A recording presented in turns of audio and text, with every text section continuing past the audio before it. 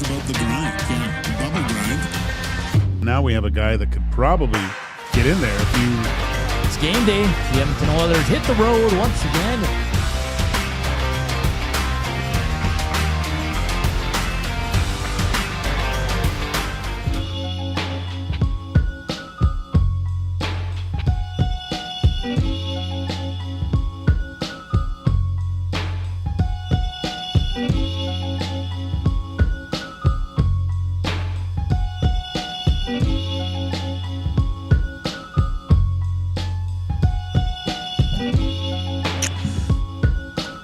Happy Monday, Nasties. How you doing? Welcome to EST Afternoons here on Edmonton Sports Talk, presented by Play Alberta. Deposit 50 or more. Get a $50 free bet, $50 casino bonus using EST50, EST Sports, EST Casino. Got a parlay coming up later, and Benny's going to fill in for Hawk today. See if we can hit. Been a little cold as of late, but we'll make it work. Lots of games in the Chell tonight, so we'll have some fun with that. Of course, I'm Hernan Salas. No Joaquin Gage today. He's off on this Monday. I got Zach Kubish riding shotgun with me as well. Let's tee up the show. Barney Shynkaruk from the Sports Cage in Regina will join us in about 18 minutes' time. We'll get a vibe check. Probably a good one. I saw some videos on X yesterday from the city of Regina, just partying it up on the streets. Looked like a hell of a time. Derek Van Diest at 1:40. Benny Blanco will join us in the second hour. And then at 2:40 to close out the show, Heather Engel from NHL.com. She covers the Buffalo Sabres. Of course, your Edmonton Oilers in action. Game 4 of their 7-game road trip as they take on the Sabres. We'll get to all that as well. Of course, Grey Cup recap. Look at another meh weekend in the NFL. My Niners won, though, so that's a good sign. Brock Purdy in his return looked excellent. And, of course, we want to hear from you. Nasty chat. Slam that thumbs up and hit us up on the River Korean box, 780-218-99. And where should we start? I think we should got to start with the Grey Cup. A fun game. I tweeted out my prediction, 26-18. I was just off, 25-17. I picked the Riders to win. I'm very happy for the Holt brothers, my buddy Lieutenant Eric, Lucas. They're very happy. And kudos to Lieutenant Eric, man. What a professional. Showed up, hosted the morning show, then did the log shop. And tonight he's down at Sally's for Monday Night Football as the Raiders and Cowboys. What a game. What a game, man. Wow. But kudos to them and all Riders fans. There's so many around this beautiful world. They're probably celebrating. You know what's crazy? And this is not a shot, but it's just when I heard like they're only their 5th Grey Cup, that's just bizarre, hey? Like for the history the Riders have and all that. And good for them, though. They're adding more to the stable there. And it was a good game. Trevor Harris named the MVP. MLS, who was excellent, was your top Canadian. And the party's on. It's going to be a whole week of partying in Regina. As I said, Coob is with me, fresh off eating some hot AF wings. Coob, how you doing? What you do for the Grey Cup? What was on the snacks table? You know, that's a great question, though. I'm going to start with the snacks there. I enjoyed the game, first of all. With the snacks, so I kind of just had like a bag of popcorners. I didn't go too crazy. I think I, had dinner. We have early dinner at my house, so I enjoyed some meal with the fam during halftime. I didn't really watch all of MGK, but I watched the entire game, and it was a good time. I sat down 4 o'clock, watched the opening ceremonies and stuff, kick off at 4:45, and sat down and just glued my eyes to the television screen. Had the dual monitors up, actually. I had a bit of NFL on the side, but 99.99% of my attention was on the big screen for the big game, and it was awesome. The whole thing, man. Like you got to feel for Shea Patterson. I mean, you're the third stringer. You're the short yardage guy. You're pretty damn good at what you do. Good play by Campbell to kind of just hit the fullback into, and the ball pops out. That's such a game changer because there's no guarantees they're tying it. They needed the 2-point, but still, you got to feel for Shea Patterson in that one. And I got to agree with Luke Wilson. He said it post game on the panel. He goes, it was 2nd and 2, I think, Coob. You got to keep the ball in Alexander's hand. You had Stevie Scott, who's a bull. He was on fire, yeah. He's averaging 5 yards per carry. Give him the ball. If he doesn't get it, then go with your short yardage. But you had 2 chances. And listen, of course you don't think you're going to fumble there. But, man, it's hard. You got to keep your best player. And I know people were asking for MBT to come in. Come on. He was not going in that game unless pretty much Davis Alexander could not walk, okay? And you saw him pull up late in that game. He stayed in, but no, you're not going to MBT. Come on. Well, he definitely looked like a bit compromised. I only counted, 2 or 3 rushes really the entire game from Davis Alexander that were noticeable or longer than 5 yards or something like that. He wasn't running a lot himself, so he deferred the ball a lot. Yeah, which is obviously he wasn't 100%. No you doubt. can tell, but it's not. People were making too much that he's like this running. He takes off and there's a lot of plays where he kind of rolls out, but he is a good pocket passer. They did not lose because Saskatchewan was game, man. They were the better team for me. Mm-hmm. And I just thought there's so many experts out there on the X saying MBT has to go in. No, he doesn't. Come on. Yeah, you got to ride with your guy. I mean, as a starter, he had not lost up until that game. So he's a game breaker, though. What was he at? 60, 70%, whatever he was at. You still have to play and roll with your guy. That first pick, though, from Alexander, that was a great play from the Saskatchewan defense. Sales stepping up. A little underthrown, though. It might have been, but it looked clear as day to me when I was watching that pass was makeable and he went to go throw it, and then Sales put on the Jets and picked it up and scooped it. So the defense overall, though, from Saskatchewan played quite well. There was a couple of good stops throughout the game, and it was exciting to watch the entire time. I love seeing the different colors, though, throughout the entire venue as well. Of course, people from all walks in the CFL are going to come out for a big game like the Grey Cup, as you do. Mm-hmm. And even in the pregame ceremony where they had all 9 CFL cheerleading squads out, I thought that was a fun touch. And Our Lady Peace, actually, when they played, I wasn't sure if I'd know one of their songs, but I knew 2 out of 3 of the songs that they performed before kickoff, which is surprising. I'm not a big Our Lady Peace fan. I couldn't name one of their songs, but I was like, okay, I've heard that before. Yeah, they sounded off. I don't know. It was good. I mean, but it did. They're older now. Sure, mm-hmm. Fair enough. The hamstring stuff for Davis Alexander, it's unfortunate, but I think this is one of many Grey Cup appearances this player will have. He's a fantastic quarterback. And once again, congratulations to Riderville. They deserve this. Their 5th Grey Cup. They were the best team from start to finish, so all the credit goes to them. And shout out to Jordan Lennon, who's part of their coaching staff. He was with the Elks for 2 years, an absolute beauty. Absolutely love that guy. So I saw him partying it up in some pictures on X with the players. So kudos to him as well. The commissioner being booed, I thought was pretty funny. Fans are not happy with him and the rule changes. It doesn't matter what side you're on. We can discuss till we're blue in the face, right? So I like some of them. I don't like other rule changes, but interesting that the CFL has turned on the commissioner. It's rare because you don't see the CFL commissioner get booed a lot. I don't remember Ambrosi. Maybe he did. I just don't remember it, or the ones prior to him. But Stuart Johnson, not a fan. The CFL fans are not fans of Stuart Johnson. They made that very clear. As far as the halftime show, I think I knew the last song Machine Gun Kelly sang. I've heard it before, but I didn't mind it. Good vibe there. I love the band. He had the guy playing the guitar behind him. Man, he was fantastic. He interacted with the dancers. It was the Elks cheerleader, I think. He goes, I love your vibe, and it was great. No issues with Machine Gun Kelly. Again, I don't know much of his music. I thought it was pretty good. It's a big get. And I remember him, he used to rap. And he's kind of all over the place with this genre because little rock. Then he goes kind of country. Then he goes kind of pop. So he's definitely got range. And what I did like is that he sounded good. It wasn't, it wasn't like what's that called? Lip syncing. He sounded really good. So I have no issues with him, man. Yeah. I truly don't.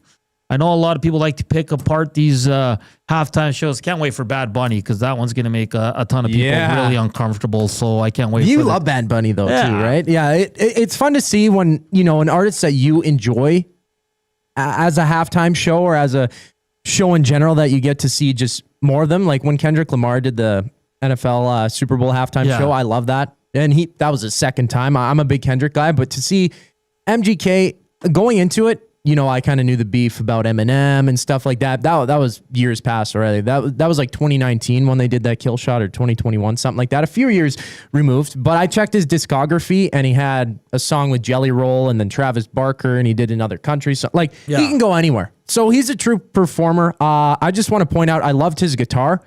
It was a white body. I think it was like a Les Paul or whatever. But it imitated from what I saw, and I'm not sure if it's completely accurate, but it looked like a Marlboro cigarette like package, because it had the red in the same pattern. It had kind of like that V shape going down.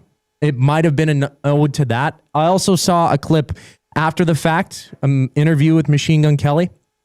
That was his first time watching Canadian football. And he seemed excited actually to come do the halftime show. He's like, well, you know, I'm American, and doing an NFL like halftime show is like biggest thing ever to do it in the Super Bowl. And this is the same exact thing. He said he was so nervous to get out there and do the halftime show, and he seemed like he did a good job.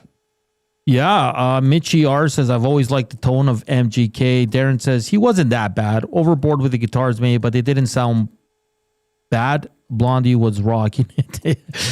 Yeah, again, I'm not going to put it at the top of the list for Grey Cup performances, halftime performances, but he was good, man. I always appreciate these guys. Listen, man. It's not for everybody. Bad Bunny won't be for everybody. MGK won't be for everybody, but I just appreciate when they do perform on that stage. So good for him. A good get for the CFL. Let us know what you think. River Korean Box 780-218-9999 or on the Nasty Chat what you thought of MGK's halftime performance. I like it. You're trying to get a younger crowd to like the CFL. That's a good way to start there. And like I said, I liked his voice. Thought he was good. Really good. All right, we'll continue the CFL talk. Barney Shynkaruk's coming up in about 8 minutes' time. The Edmonton Oilers tonight back at it as they take on the Buffalo Sabres. But first up on Saturday, they picked up a 4-3 overtime win in Carolina. That's back-to-back wins in Carolina, I think, for the first time since the Hartford Whalers. Very interesting. The first 6 minutes, good. I mean, you score on the power play. You get a nice goal from Rozovic. And can we stop, please? I'm not trying to hate, but Darnell Nurse did not mean to do that. Okay? For me, he was looking for a pass. He was completely off. Anderson played it terribly. Okay, that wasn't a set play. At least, in my opinion, I don't believe that. I'm sorry. I know on the broadcast they tried to make it like it was this brilliant setup. I was like, come on, guys. It's one of those things that happens once in a blue moon in a game, and that's what happened, okay? Hey, kudos. Nurse got in and says, sure, but let's not act like that was meant to be. Nonetheless, Rozovic made a count. He's on fire. He's playing excellent. A value pickup for the Edmonton Oilers. Great to see. They get on the power play, but then that's the thing with the Oilers. Even at 2-0, I was texting with Reed Wilkins throughout the game. At 2-0, I think we both said, yeah, it's only a matter of time before this is 2-2. Because that's the way they make you feel because of their play. Completely turned it off after that. They were bad for the next, what was it? They had good 26 minutes. After they went up 2-0, it was all Carolina up until the third period. Better by the Oilers in the third. I'll give them credit. They came to play, finally. They're able to score early in overtime, like right away. Boom, boom, boom. I got up to do something, and I heard the call, and I was like, holy crap, that was quick. So good on them. They're winning games, not playing their best hockey. I said it on the All Stream. I thought Regula struggled with the speed of the game. I did. I'm not saying he's a bad player. I like Regula. I just said that's what I noticed. Trent Frederick, invisible. Team low, 7:08 on ice. Time on ice. The Oilers continue to struggle defensively, man. They can't break the puck out. They turn over. Watch that game before they scored the first goal. Leon Draisaitl and Evan Bouchard had 3 giveaways. Like that. And then they have the dips, right? No emotion, lackluster, and then boom, they turn it on. Hey, but they're winning. I got to ask Oiler fans this. Everybody kept bringing it up that the Oilers have only 4 regulation wins. Does that concern you? Oh, who cares? They're winning. Like, you're allowed to win in overtime in a shootout. That's what it's there for. So for me, I get it. You want more regulation wins. Says a lot about how your team is playing. Sure, that's fair, but they still won. I mean, they still count as W's. But for regulation wins, does that concern you? What are we at 20 games in? I think a little bit. I think it's fair, but overtime's there for a reason, and they're taking advantage of it. They're a good team in overtime. Zach Hyman, man. What a boss. What a player. It's like he didn't miss any time, man. What a player. Shows up. Not only does he not miss a beat, he goes 23-10 time on ice. 23-10. He hasn't played since what, game 5 of the Dallas series? 1 assist. 11 hits. A lot of guys on this team should take a page out of Zach Hyman's book here, man, because you want to be effective. You're not scoring. You're not doing anything out there. Just follow good old Zachary Martin Hyman. What a player. Man, the Oilers needed this guy back. Special teams good on Saturday. 1 for 1 on the power play. 2 for 2 on the PK. Of course, Carolina came in with the 31st ranked power play, so good on them for that. They didn't give up one there. But the Oilers got to shore it up. A quote from Coach Knobloch today: if we want to be a really good team, we have to be better defensively. Ding, ding, ding, ding. No bleep, Coach Knobloch. This team's got to improve. They lost Stecher on Saturday to the Leafs. Sure. A guy that, works his butt off, but he is what he is. There's a limit to what he can bring to your team. He was a 7th, 8th guy. Yeah, sure. Tough to lose, sure. But he's probably happy. Doesn't have to go to the minors. He's going to Toronto. But the Edmonton Oilers have to play better. And that's why tonight, listen, nothing's guaranteed in pro sports. There's a reason why you play the game. There's a lot of pride on the other side as well. They're coming off a 5-4 win on Saturday. Nice little comeback for the Buffalo Sabres. The Oilers are getting a young goalie. Hasn't played a lot in the NHL. This team's full of injuries. These are the games the Oilers have to dominate. Yeah, sure, they might squeak out a 3-2 win, but are you going to be impressed by that? This has to be where the Oilers take care of business right off the hop. Don't just wait to see what the Sabres are going to bring for the first 10 minutes and then decide what kind of game you want to play. The Oilers have to go in there and take over. They have to. Quickly, the lines forward today for your Edmonton Oilers: Savoy with McDavid and Hyman, Podkolzin, Draisaitl, Rozovic, Henrique with Frederick and Mangiapane, who's a -16 so far this season. Philip Lazar and Janmark are your 4th line. Ekholm, Bouchard, Nurse, Wallman, Kulak, Regula, and Skinner gets the start, and it's been confirmed that the young man, Colton Ellis, will get the start for the Buffalo Sabres. We'll go over their lines and get a good beat with Heather Engel, who's going to join us later in the show to discuss the Buffalo Sabres. It's got to be tough on that fan base, on that organization. It's been really, really tough. Colton Ellis has played 3 NHL games. He's 2-1, 3.36 goals against, 8.95 save percentage. And I know Oilers fans are freaking out because it's a young goalie, and we all know what happens when the Oilers play a young, unproven goaltender. But this is the one they got to dominate. They got to go out there. And if they win, that's 3 wins out of 4 games on this 7-game road trip. That's a hell of a start. Better than any of us thought when they headed out. So we'll continue to tee up Oilers Sabres coming up on this show. But coming up next, Barney Shynkaruk from the Sports Cage in Regina. We got to get a vibe check as the Riders are your Grey Cup champions. The best team from start to finish this year in the CFL. And they get it done over the Alouettes. Hit us up. Nasty chat, slam that thumbs up. And on the River Cree inbox, of course, presented by the River Cree Resort and Casino. Check out their Tap 25 restaurant where the entire menu is 50% off 7 days a week from 2 to 5 p.m. We talk Riders on the other side of the break here on EST Afternoons.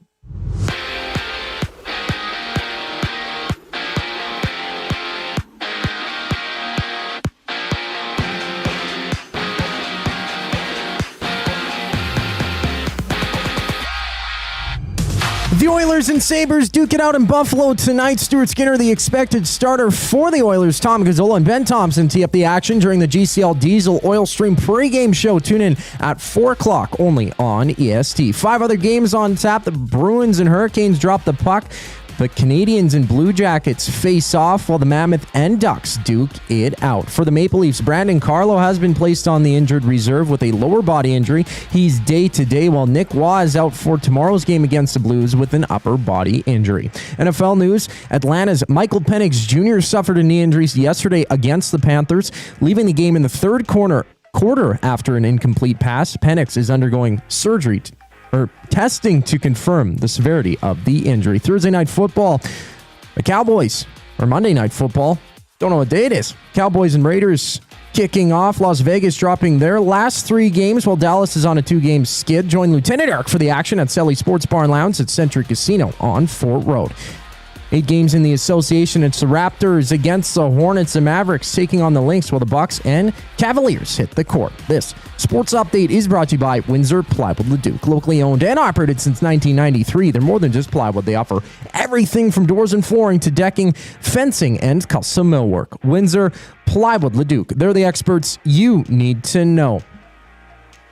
We get some vibes on the Grey Cup champions heading to Saskatchewan next. I'm Zachary Kubish, and you're up to date. The Nielsen Show with Lieutenant Eric. Luke Gazdick. After about 8 minutes into the second period, Rick Tocchet threw his 4th line out there. They were running around like crazy. Then Sealer hits McDavid. The whole tone of the game changed after that. The Oil had no pushback for them. And this is the Philadelphia Flyers. This isn't the Florida Panthers, right? I thought Philly took over the game. And from then on in, it was just about surviving for the Oil. The Nielsen Show with Lieutenant Eric. Weekday mornings 6 to 9. Only on Edmonton Sports Talk. Your clear choice for Edmonton sports. Since 1952, William Huff has been the heartbeat of Edmonton's advertising world. From humble beginnings to a citywide powerhouse, we've been the go-to for signage from print to design and installation. Partnering with Edmonton's top sports franchises and major events, we've helped shape the city's global reputation. Our secret? Unmatched customer service, decades of experience, and a passion for excellence we call the William Huff Advantage. Visit us online at williamhuff.com. Summer was packed with memories. Let me get a picture. Your garage doesn't have to be.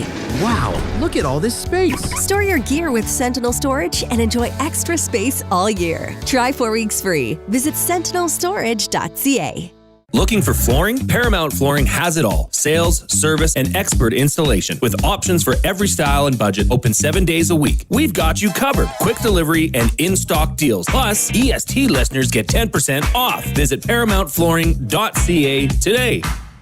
The River Cree Resort and Casino features the best in live entertainment, including international U2 tribute band, Desire, November 14th.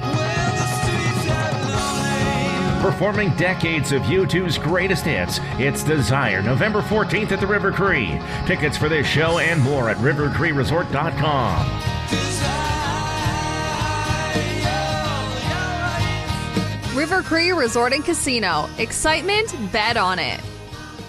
Get ready for a feast like no other. 40-ounce steak night is back this November at the Canadian Brewhouse. Sink your teeth into a hand-cut 40-ounce ribeye with all the fixins for just $49.99. Tickets available now in store or at thecanadianbrewhouse.com.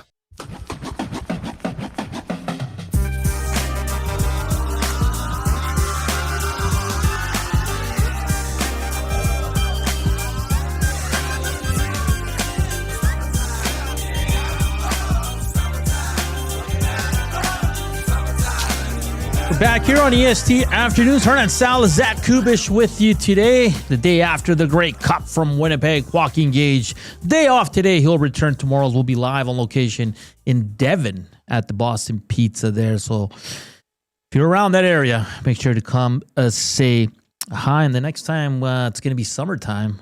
It's the next time we're going to see some CFL footballs. We're going to talk Grey Cup with Barney Shynkaruk from Sports Cage in Regina. Barney, I really appreciate you taking the time. I imagine it's super busy down there. Everybody's in party mode. What's the vibe like today, man? I can't imagine. Yeah, so it's on Mondays. I don't do the show now, so it's kind of like I was wondering. I don't know what should I do. So then yesterday, you know what? One pint turns into two, turns into a few. Yes, and I'm like, yeah, no, this is all good. I know some people that were downtown last night. I was debating going. It looked like it was, it wasn't 2013. Okay, but they were celebrating in the streets, fireworks going off. It looked like exactly what you would think in downtown Regina with the Riders winning the Grey Cup. How late did it go? Do you know? Was it? I don't think that late. But it, the police officers in the city had their ducks in a row because they had things blocked off. Yeah. They kind of knew. I think some of the last videos I saw were kind of around that 11 o'clock ish. And what's the plan? Parade's tomorrow, correct? Yeah, so it looks like they just landed a little bit ago at the airport. Then they're taking them to the stadium. I know there's a bunch of people at the stadium there to welcome them with the Grey Cup. They're just doing that, and then tomorrow's the big parade, and then they'll do the speeches at the legislature, and everyone will be there. And yeah, you know what it's like in Sasky, right? It's such a big deal. I always said, Barney, when I was with the Elks and we'd go to Regina, I love the game day vibe there. Like, you'd get up in the morning, we'd go have breakfast, and just everybody in green. Some businesses, like, we close at 2, Rider game tonight. Like, it's very like American college or like kind of the tailgate style. Like, the vibe in Regina cannot be beat when it comes to the CFL. Yeah, no, and for sure, Hernan, and like, the thing is it's really all we have here, right? Mm-hmm. And you grow up here, Lieutenant Eric would know, right? Yes. You're kind of have to be a Rider fan. Now we don't have a pro hockey team, anything like that. And football is such an institution in Saskatchewan, from 6-a-side to 9-a-side to 12 in high schools, and then obviously the Hilltops and the Huskies and the Rams and all that. Like, football's such a big deal. And then when it comes to the Riders, besides farming, it's the biggest thing in Sasky. Yeah, no doubt. Barney Shynkaruk joins us from the Sports Cage in Regina. Let's get to the game. I had the Riders winning this one. It came down to a Hail Mary there. Davis Alexander, a lot made about the hamstring there, but I thought the Riders, from start to finish this season, were the best team in the league. And Trevor Harris, at 39 years old, was just amazing last night. What did you take away from that game? Where do you think? Obviously, the fumble, the Shea Patterson one's going to be talked about a lot. But what did you think of the Riders' performance in the Grey Cup? I just think they, just kind of old school football, right? Like, don't overcomplicate it. They got really good yardage on first down running the ball. Mm-hmm. AJ Ouellette being healthy. The week off definitely helps them. We got to keep in mind here that Montreal played an extra game, and that's an extra full pro football game, right? So that really helped them. And that offensive line and that push that they could get, and then AJ running like an absolute madman, I think that kind of set things up. But to your point, Montreal hangs around. Montreal's a good team. They're right there. They don't fumble there on the goal line. And that's going to be second guess for who knows how long. And I don't, Davis Alexander, I don't know the guy, but, just his kind of it reminds me of a young Bo Levi Mitchell a little bit. But, headband guy too. But for him to gut it out, because I don't know if you've ever torn your hamstring or popped it. Like, as soon as that happens there, I'm like, how's this guy going to do it? Mm-hmm. And he kept, he was pretty mobile those last few plays, and right until the Hail Mary, like you said, it's kind of, it's all up in the air.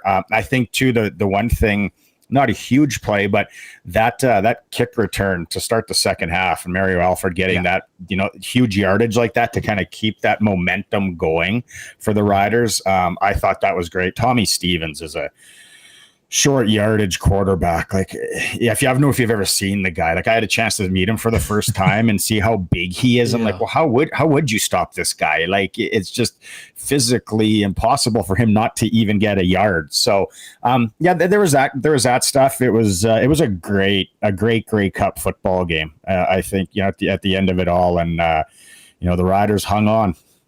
I'd like to see the stats, Barney, on Tommy Stevens. How many times he has been stopped? It's probably not a lot.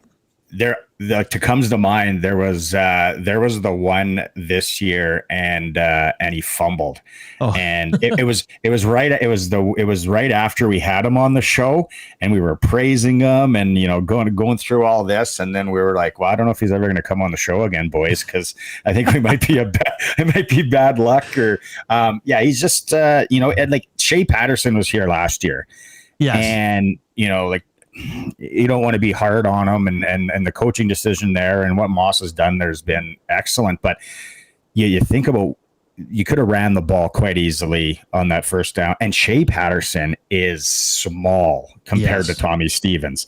Like, he is a small dude. So Tommy, I didn't really get it when they signed him, last February. And I was like, well, is it that big of a deal, like to have a guy? And then watching him this year, I'm just like, it's like a little bit of a cheat code.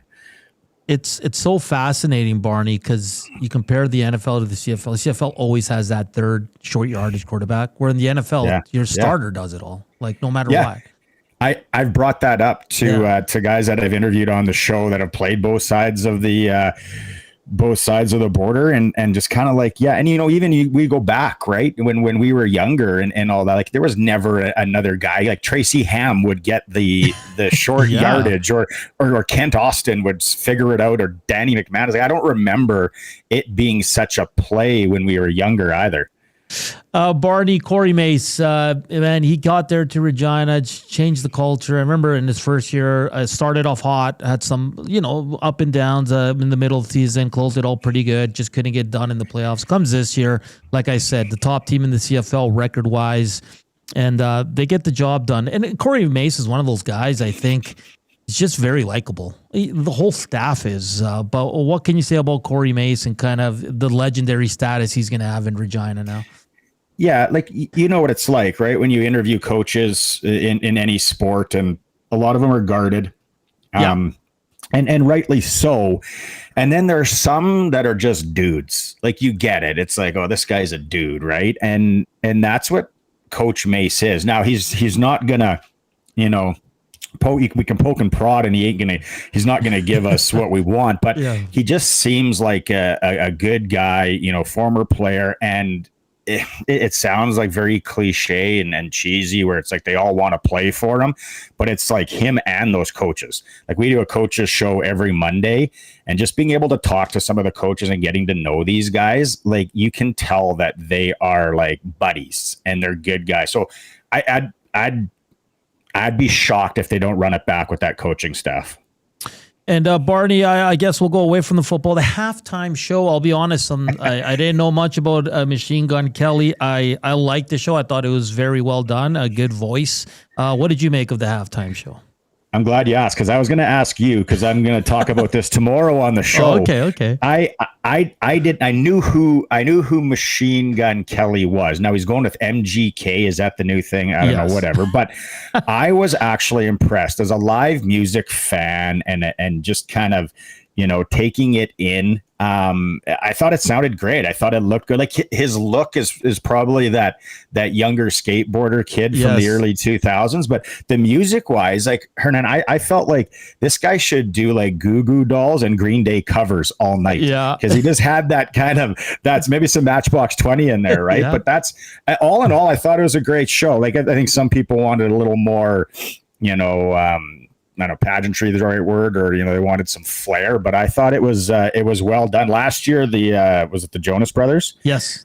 Again, I thought that was okay, and I'm not a big Jonas Brothers guy, so you can give me Nickelback any day of the week or anything like that, but I thought it was good. And Vardy, you're gonna like Bad Bunny at the Super Bowl. Just take my word for it, okay? Oh, will I? Okay. Yeah. You might not understand what he's singing about, but he's a good vibe. He's a good vibe. The funny thing is about, like, I luckily enough to go to big Patriots fan, so I went to the interception one, and I went to the comeback game. Okay. So getting to watch Katy Perry, like how they got her in and out of that stadium that quick.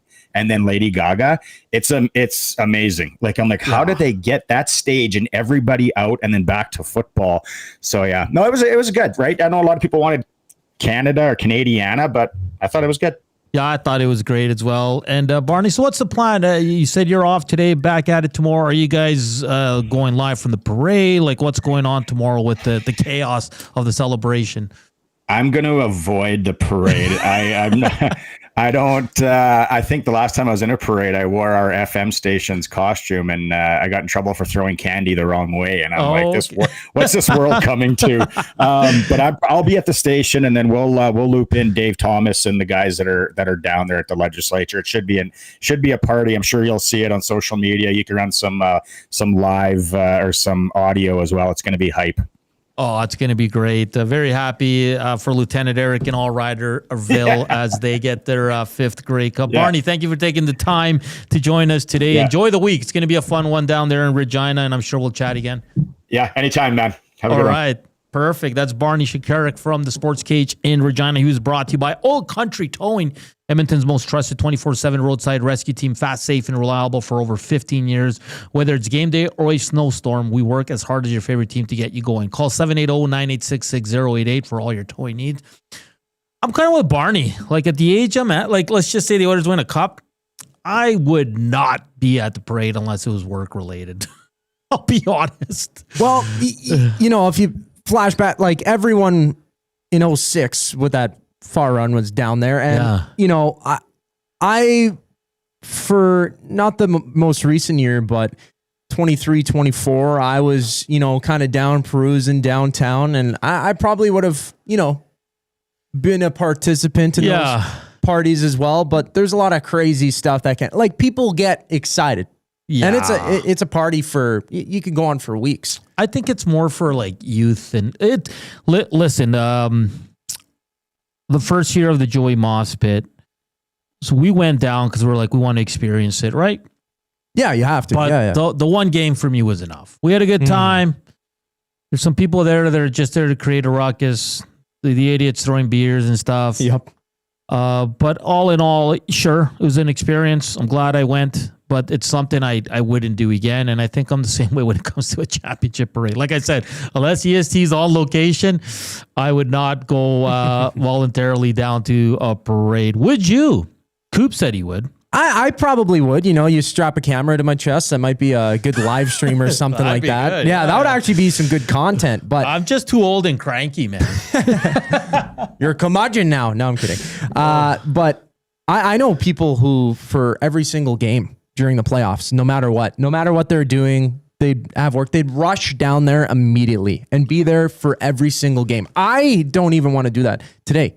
I don't think I maybe went to one game. My buddy invited me. I'm like, sure, yeah, I'll go down there and enjoy the festivities. But it's weird what happens with age, because in my 20s, Coop, I would have been at the Moss Pit. I would be at a bar with all the boys and always going somewhere. Now, if I'm at home and it's just me and my TV, I'm happy, man. Seriously. Yeah. Like, I think it's just an age thing. Well, you know, I enjoy the comfort of my own home too, right? Like, it's a loud ruckus. You know, you can't hear what people are saying. You're trying to watch the game, but you're also trying to enjoy somebody's company. You just want to sit down and watch the game sometimes, right? Yeah, I just want to relax, and I don't want to hear people's hot takes, and yeah, so that's why you didn't go to Boston Pizza Westgate. Like, you missed you missed the part of like cheering with everybody, and like, that's awesome. Like, that's something that, sure, if I'm in that setting again, I'd love to, you know, like, interact with everybody and all that. But yeah, I don't think I could do a parade again, man. Wow.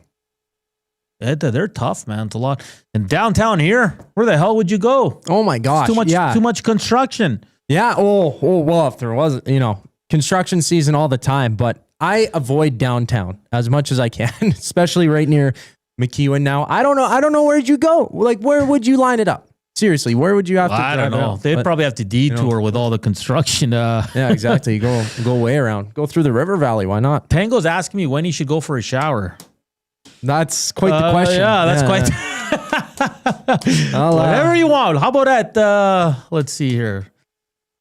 6 o'clock. Yeah. Right. Once Reed Wilkins shows over. Yeah. Jed Roberts is coming in studio with Jay Milne, so it's going to be a good show. Jed's the best. Tons of CFL talk. Big Hugh says, would much rather go to a bar that has deals, comfy seats, and a big screen than stand on concrete for 4 hours and pay $18 a beer.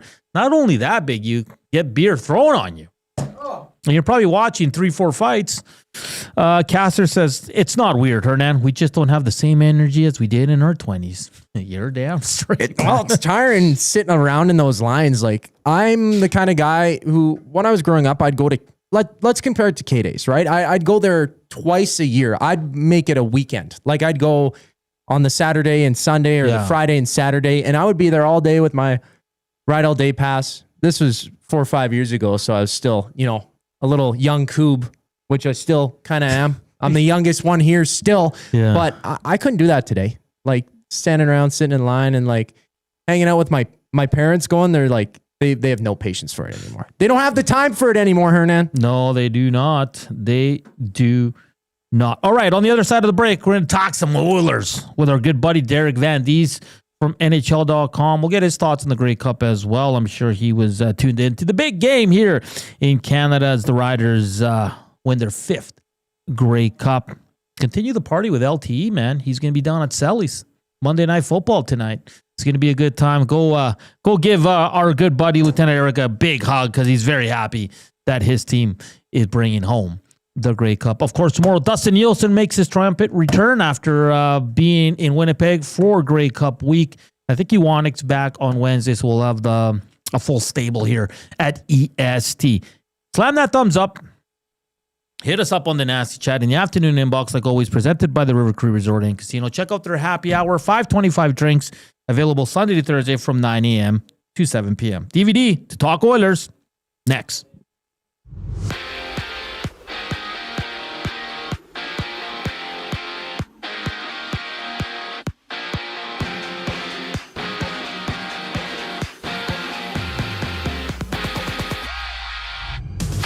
In Buffalo, it's the Oilers and Sabres going at it. Stuart Skinner, the expected starter for Edmonton. Colton Ellis, the man for Buffalo. Join Tom Gazzola, Ben Thomson for the GCL Diesel Oil Stream pregame show. Coverage starts at 4 o'clock right here on EST. Elsewhere, the Leafs have placed Brandon Carlo on injured reserve with a lower body injury. Toronto recalling Jacob Quillan from the Marlies in response. He has 14 points in 14 AHL games this season. Around the league, Florida plays host to Vancouver. The Kings and Capitals match up, while the Ducks and Mammoth go at it. And out east, the Bombers have signed both general manager Kyle Walters and head coach Mike O'Shea to 3-year extensions. They're locked up through the 2028 season, with both Walters and O'Shea joining the organization in 2013. On the field, Dallas visits Las Vegas in NFL action. Swing by Selly Sports Bar and Lounge at Century Casino on Fort Road for 6:15 kickoff. And there's 8 games in the association. From Toronto, the Raptors battle the Hornets at 5:30, while OKC is on the road in New Orleans. We also see the Bulls matching up against the Nuggets for 7 o'clock tip-off. Derek Van Diest from NHL.com checks in next. I'm Zachary Kubish, and you're up to date. The EST Hangout. Smile. When you score an NHL goal, it should be some form of elation. And that's where that too cool for school comment comes in. Is driven by is Connor McDavid scores a couple filthy goals against Columbus on Monday, and it's just, man. He doesn't even allow all the guys to bunch up into the group on the ice. Like, he'll just skate by all of them and give them fist pumps. The EST Hangout, presented by Sentinel Storage. Weekday mornings 9 to 11, only on Edmonton Sports Talk, your clear choice for Edmonton sports. Hockey is heating up, and so is the excitement on Play Alberta. With casino winners every hour, jackpots worth millions, and revenue that stays in the province, there's never been a better time to sign up. Right now, our listeners can score a $50 free bet when they make a minimum $50 deposit with code EST50. That's code EST50 for a $50 free bet. Start playing with your game sense today to find out if you're Alberta's next winner. Must be 18 plus to play. If you gamble, please use your game sense. At Firehouse Subs, our subs are freshly toasted, stacked high, and crafted to satisfy. Each sub is piled high with premium meats, melty cheese, and toasted to perfection. Firehouse Subs brings bold flavor to every bite, all served on a freshly toasted roll. But we're not just feeding Edmonton, we're fueling it. Dig into the brisket hat trick, piled with slow-smoked brisket and melty cheese. Or go to the Firehouse Subs fan favorite, the Hook and Ladder. Made to order with smoked turkey, honey ham, and Monterey Jack cheese on a perfectly toasted roll. With 15 Firehouse Sub locations across Edmonton and the greater area, it's easy to grab a hot and hearty sub close to home. Firehouse Subs. Hot, hearty, made to satisfy. Weiss Johnson, whoa.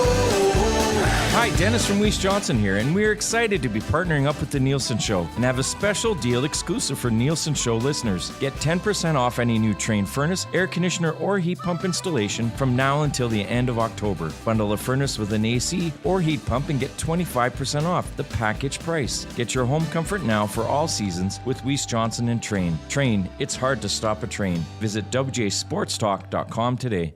Looking for quality building materials and friendly advice? Visit us at Windsor Plywood Leduc, family owned and locally run since 1993. From interior materials for doors, flooring, baseboards, and all the finishing touches to all you need for your outdoor projects like cedar lumber for decks and fences, plus all the plywood you'd need. Our full-time on-staff carpenter can help with anything odd-sized or custom, and from domestic hardwoods to exotic selections, we've got you covered. And if we don't have it, we'll track it down for you. Windsor Plywood Leduc. We're the experts you need to know.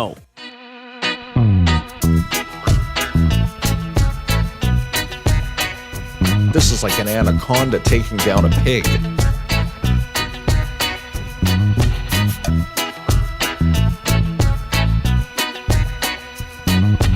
Are you kidding me?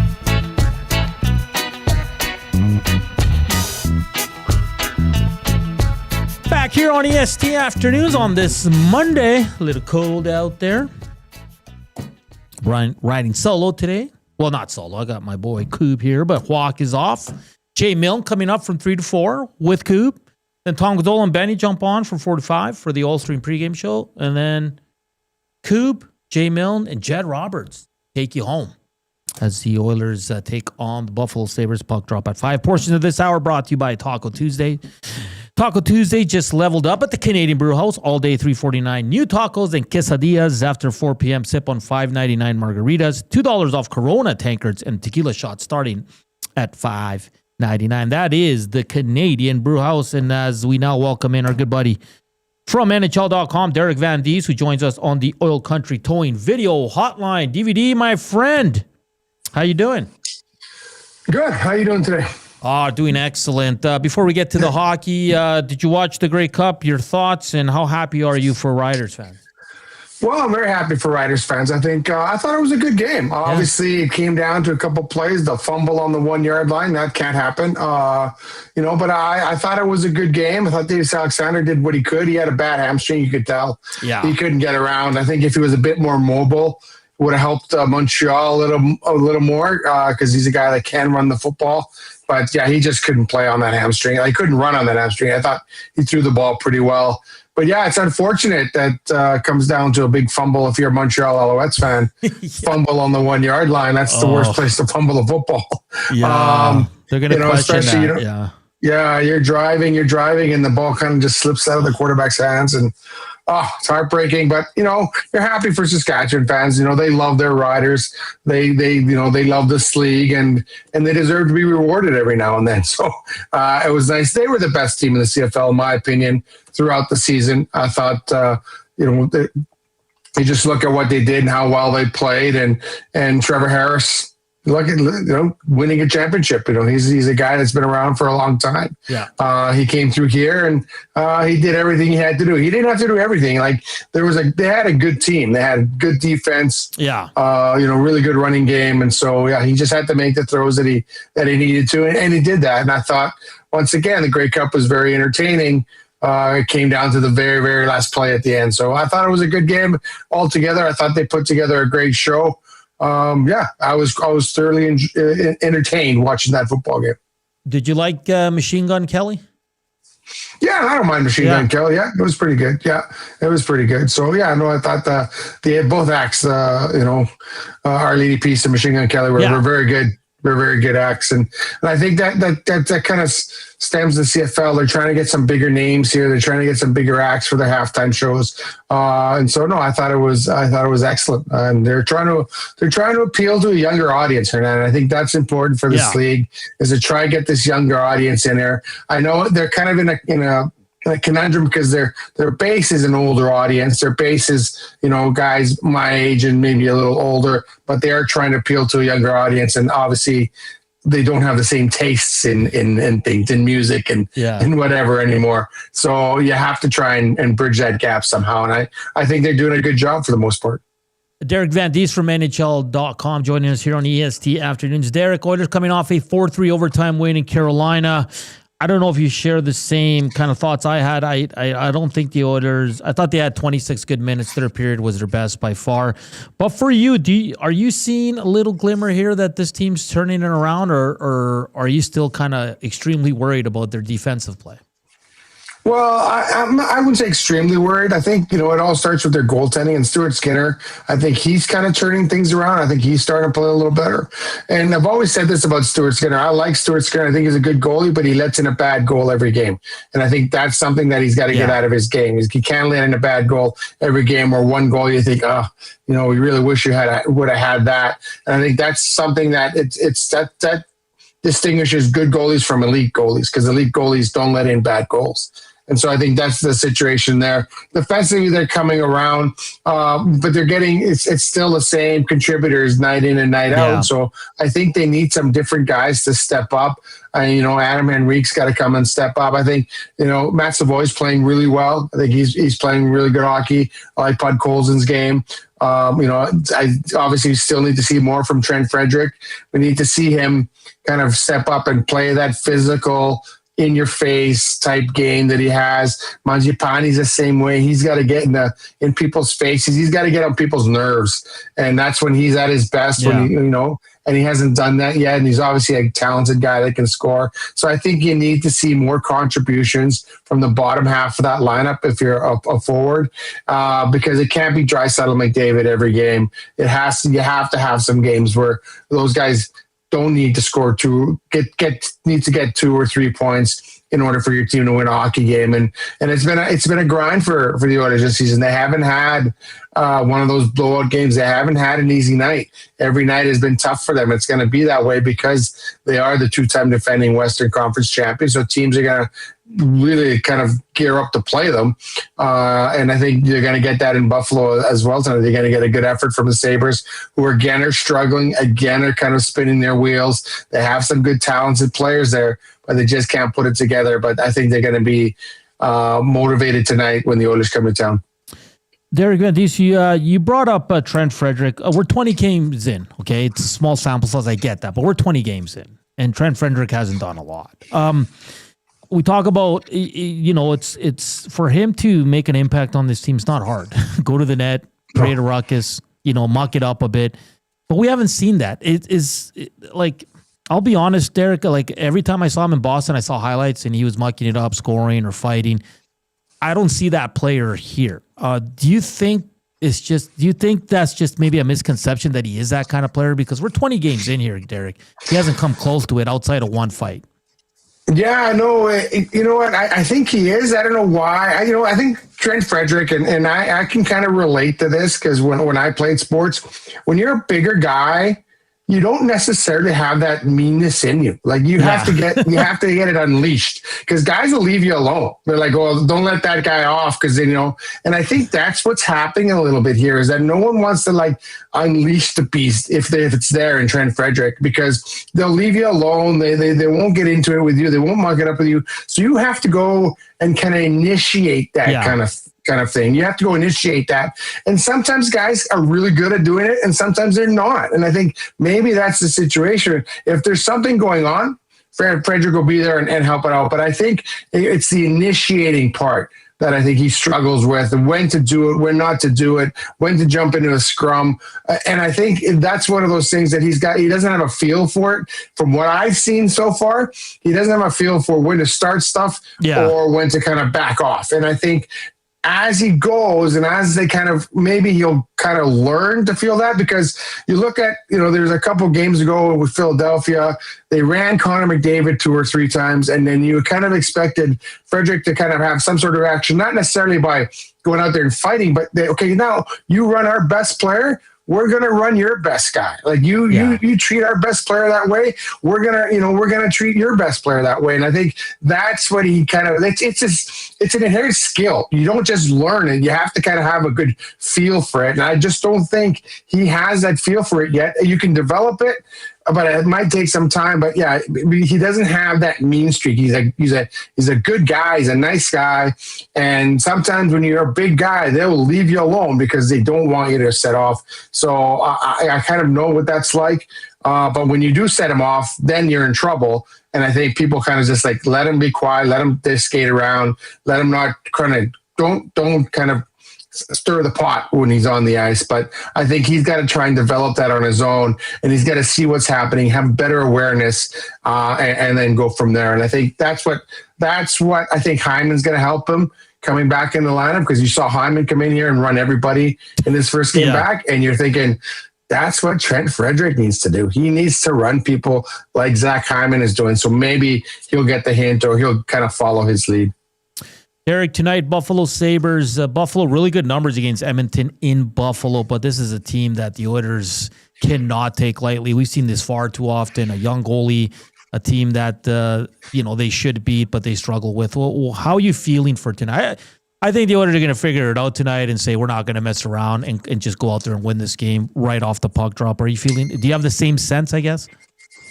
No, I have a good sense that they'll come out strong. They had the day off. They're going to come out strong. I think the important thing for Edmonton right now, when they get a 2-goal lead, they got to try and make it a 3-goal lead, because there's a big difference between 2 goals and 3 goals. Yeah. And I think that's the one thing that they were getting reeled back in after 2-goal leads. And I think it's, for whatever reason, they kind of back off and they go, okay, maybe let's play a bit more responsible defensively, and they don't kind of keep driving. And I think that's one thing that when you have a team down, you got to try and put them away. And the Oilers used to have that kind of killer instinct. They don't necessarily have so much now. I think now they're really worried about making a mistake and ending up at the back of your net. But I think they still, if they're able to get the lead on Buffalo today, I think they got to keep driving and go for 2, go for 3, go for 4, and put this game away. Don't let the other team hang around. And I think they've done that far too often. Let other teams hang around. And then we talk about, you let in the soft goal, or you get the bad giveaway, or you lose your guy in the defensive zone, and you make those mistakes and you let teams back in the game. I think from Chris Knoblauch, I want to see a more complete game. And if we're able to take the lead, just keep building on that lead. Don't sit back and say, okay, well, now we got to defend a little. We got to protect this lead. Just keep going, keep building, keep playing. And I think if they do that, they'll be fine. But I'm pretty sure they're going to come up against a motivated team. Buffalo's not an easy place to play in. They got great fans. They're right on top of you. And I think it's just a matter of, that team in Buffalo has talent, but for whatever reason, they haven't been able to put the pieces together and then play as a team. They have a lot of good individuals, but they haven't been able to put it all together. So they can be a dangerous team. They can be a good team. But if you get up on them, I think this is a team that, because they have so many young guys, will sag, and then the Oilers have to take advantage of that. Derek, I don't know if you know, but the national team for Chile soccer actually won a game over the weekend. Yeah, hard to believe. They score a goal. They scored 2. I just thought I'd drop that little nugget in there, because it's been a while since we've seen a win from that club. Oh, I was watching the Under-20 World Cup and watched Chile play those 3 games. I'm like, oh my God. Like, the next generation doesn't even look good. Like, this is trouble. So that's a conversation we need to have over some beers, DVD. For sure. Because they were hosting the Under-20 World Cup. So I was watching, I was excited. Okay, maybe.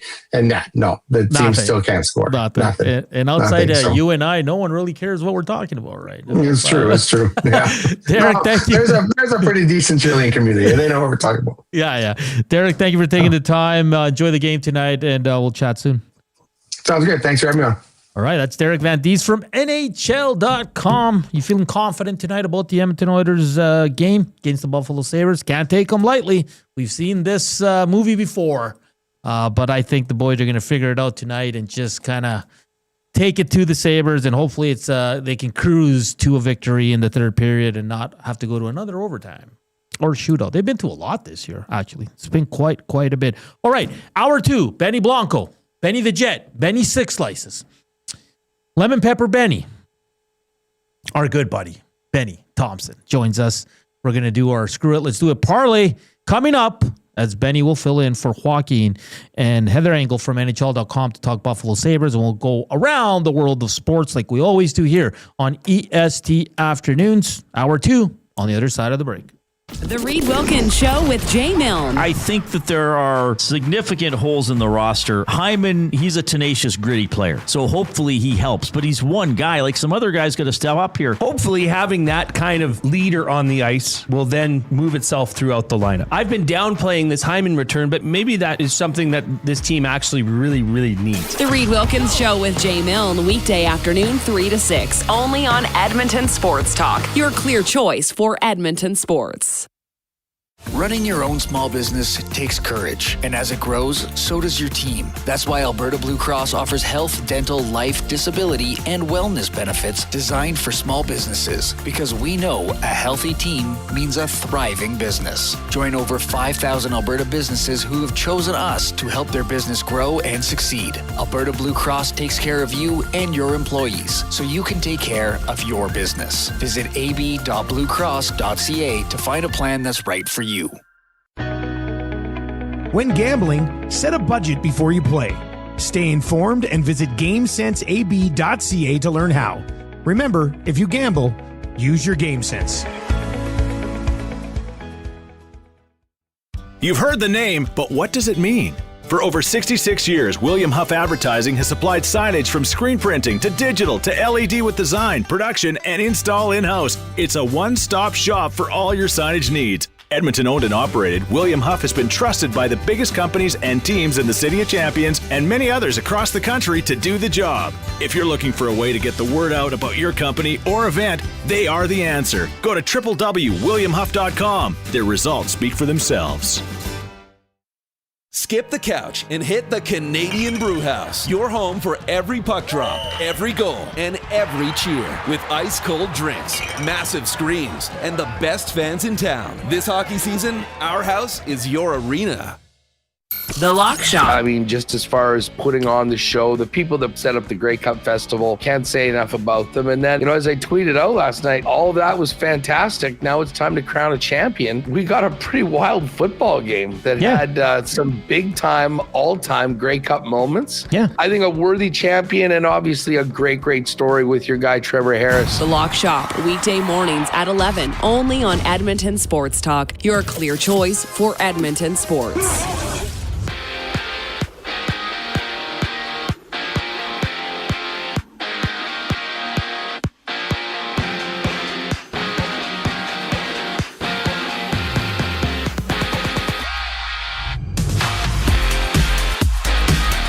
The Oilers continue their road trip tonight in Buffalo against the Sabres. Catch Tom Gazzola and Ben Thompson on the GCL Diesel Oil Stream pregame show. Tune in for that at 4 o'clock only on EST. Elsewhere, Boston hosts Carolina. The Kings match up with the Capitals while Montreal visits Columbus for a total of 6 games in the NHL. And injury updates. Brandon Carlo has been placed on the injury reserve by the Leafs. He's out with a lower body injury and is eligible to return on Thursday against the Blue Jackets. CFL news, Winnipeg has signed both head coach Mike O'Shea and general manager Kyle Walters to 3-year extensions. Walters and O'Shea have been with the team since 2013. They're now locked up through 2028. NFL action, the Cowboys match up with the Raiders. Join Lieutenant Eric for the game down at Sally Sports Bar and Lounge at Century Casino on Fort Road. Kickoff for that is at 6:15. And there's 8 games in basketball. The Raptors challenge the Hornets while the Knicks face the Heat and the Clippers take on the 76ers. I'm Zachary Kubish. That was your sports update. Hour 2 of EST Afternoon starts right now.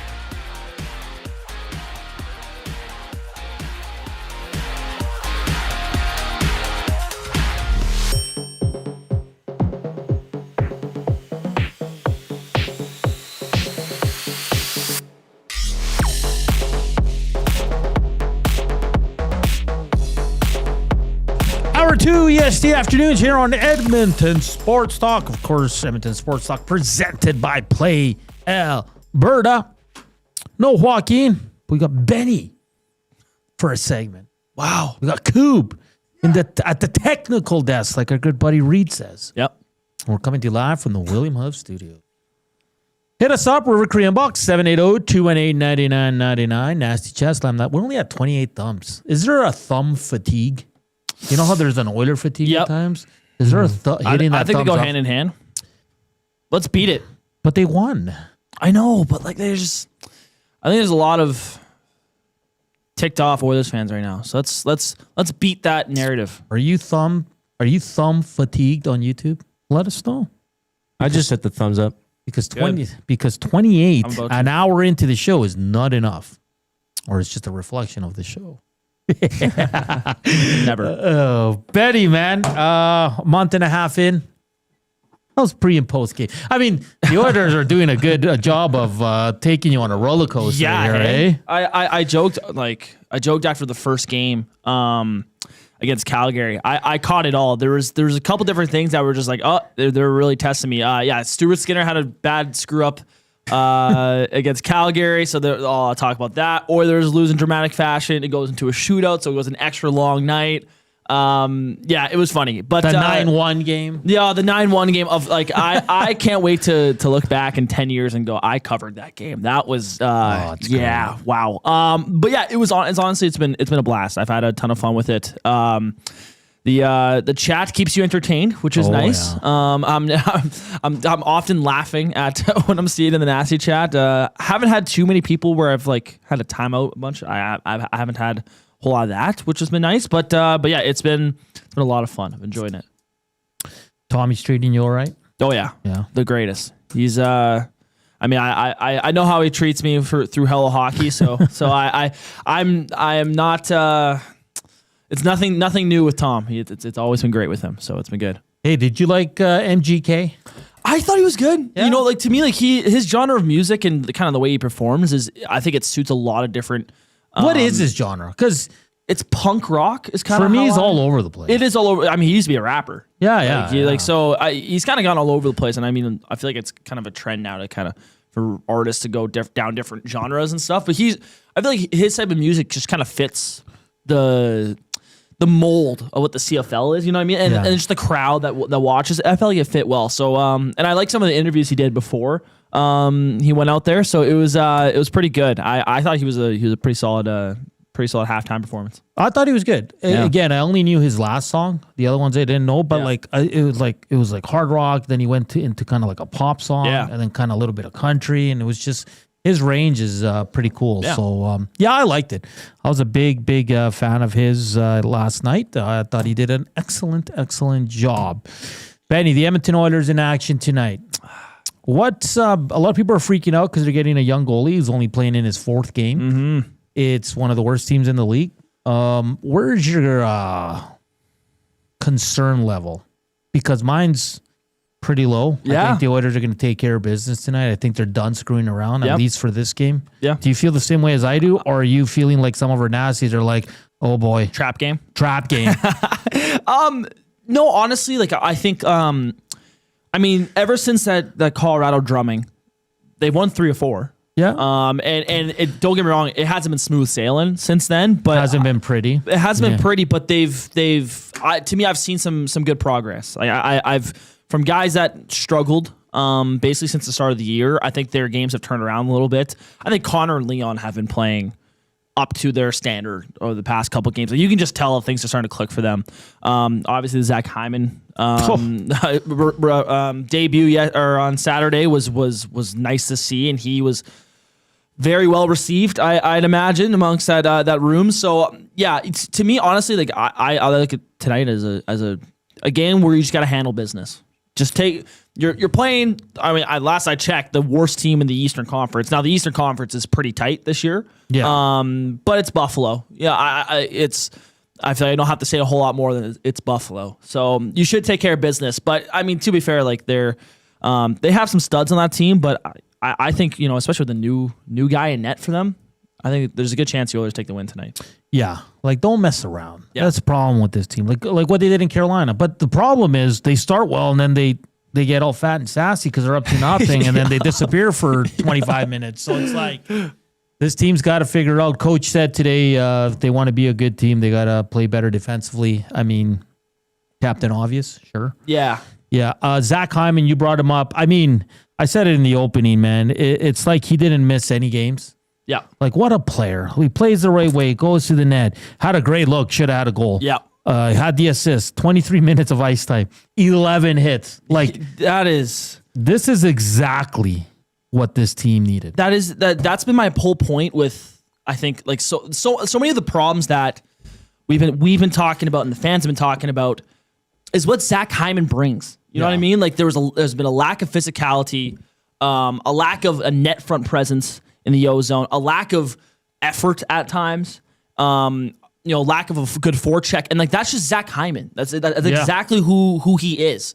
So, obviously it's ridiculous to think that he's the savior for this team, but he embodies a lot of what the Oilers were missing when he was gone. So I think that's why it's such a nice, welcomed addition back to this team, and they needed him. I think a lot of guys look up to him, maybe even more than Connor and Leon, because what Connor and Leon do, they're so special at what they do, and they have ridiculous talent that pretty much no one can match, right? But Zach Hyman, let's be real, like he doesn't have like a crazy amount of talent. Obviously, he's in the NHL, of course he's talented, but a lot of what his skills are is just hard work and putting his head down, right? So I think you're not wrong. It's nice to have him back, and it's showing that why he's so valuable to this team. Are you surprised that Mangiapane's minus 16? I think obviously plus minus is such a weird stat. You take it with a grain of salt. Of course, of course. Like there was that one game there where he played 8 minutes and he was -4. Like that's rough. I looked deep into those goals that he was on for or against, but I'd imagine some of them he was just out there. He was just covering his man at the point, and they scored down low. Of course, something. But. Yeah, I think there's definitely I think at the 15 game mark, I was talking about how great of an addition he was, or 14, 15 game mark. And then he proceeded to have like the next couple games where he was really rough and struggled. There's been some talk about how, he's just Victor Arvidsson or Jeff Skinner 2.0 and whatever. I'm not willing to go there with him yet. I think he's still figuring out. And honestly, I thought he played pretty solid against Carolina. Like I thought he was in the O-zone, working low in the corners. And I was saying on post game, like I think sometimes for guys like that, the top line's a lot of pressure, right? Like you're playing with Connor, and he thinks the game at such a high level. You have to think along the same lines as him, right? Yeah. And I think sometimes for a guy like him, it can really benefit a guy when he just goes plays third line with Adam Henrique and Trent Frederick, and just go put your head down and work in the O-zone. Try to keep the puck to the boards and make it simple, right? I think he benefits off a game style like that. So I think he'll come around for him. I think he's better suited where he is now. Yeah, third line, 100%. I don't think he's a top 6 guy to play with Leon and again, he's chipped in with some offense. I still want to see more of that greasy, the greasy guy we knew from Calgary. Yeah. That hasn't shown up a lot. Yeah. And again, plus minus, take it with a grain of salt, because he could be minus 16, but maybe 6 of those goals, it wasn't on him. Especially wingers, right? Like wingers kind of have a different responsibility in their own zone. So, But the Oilers have a lot of minus players. I mean, we all know it. They struggle defensively. Mm-hmm. This is not a team that plays good defense outside of maybe Savoy.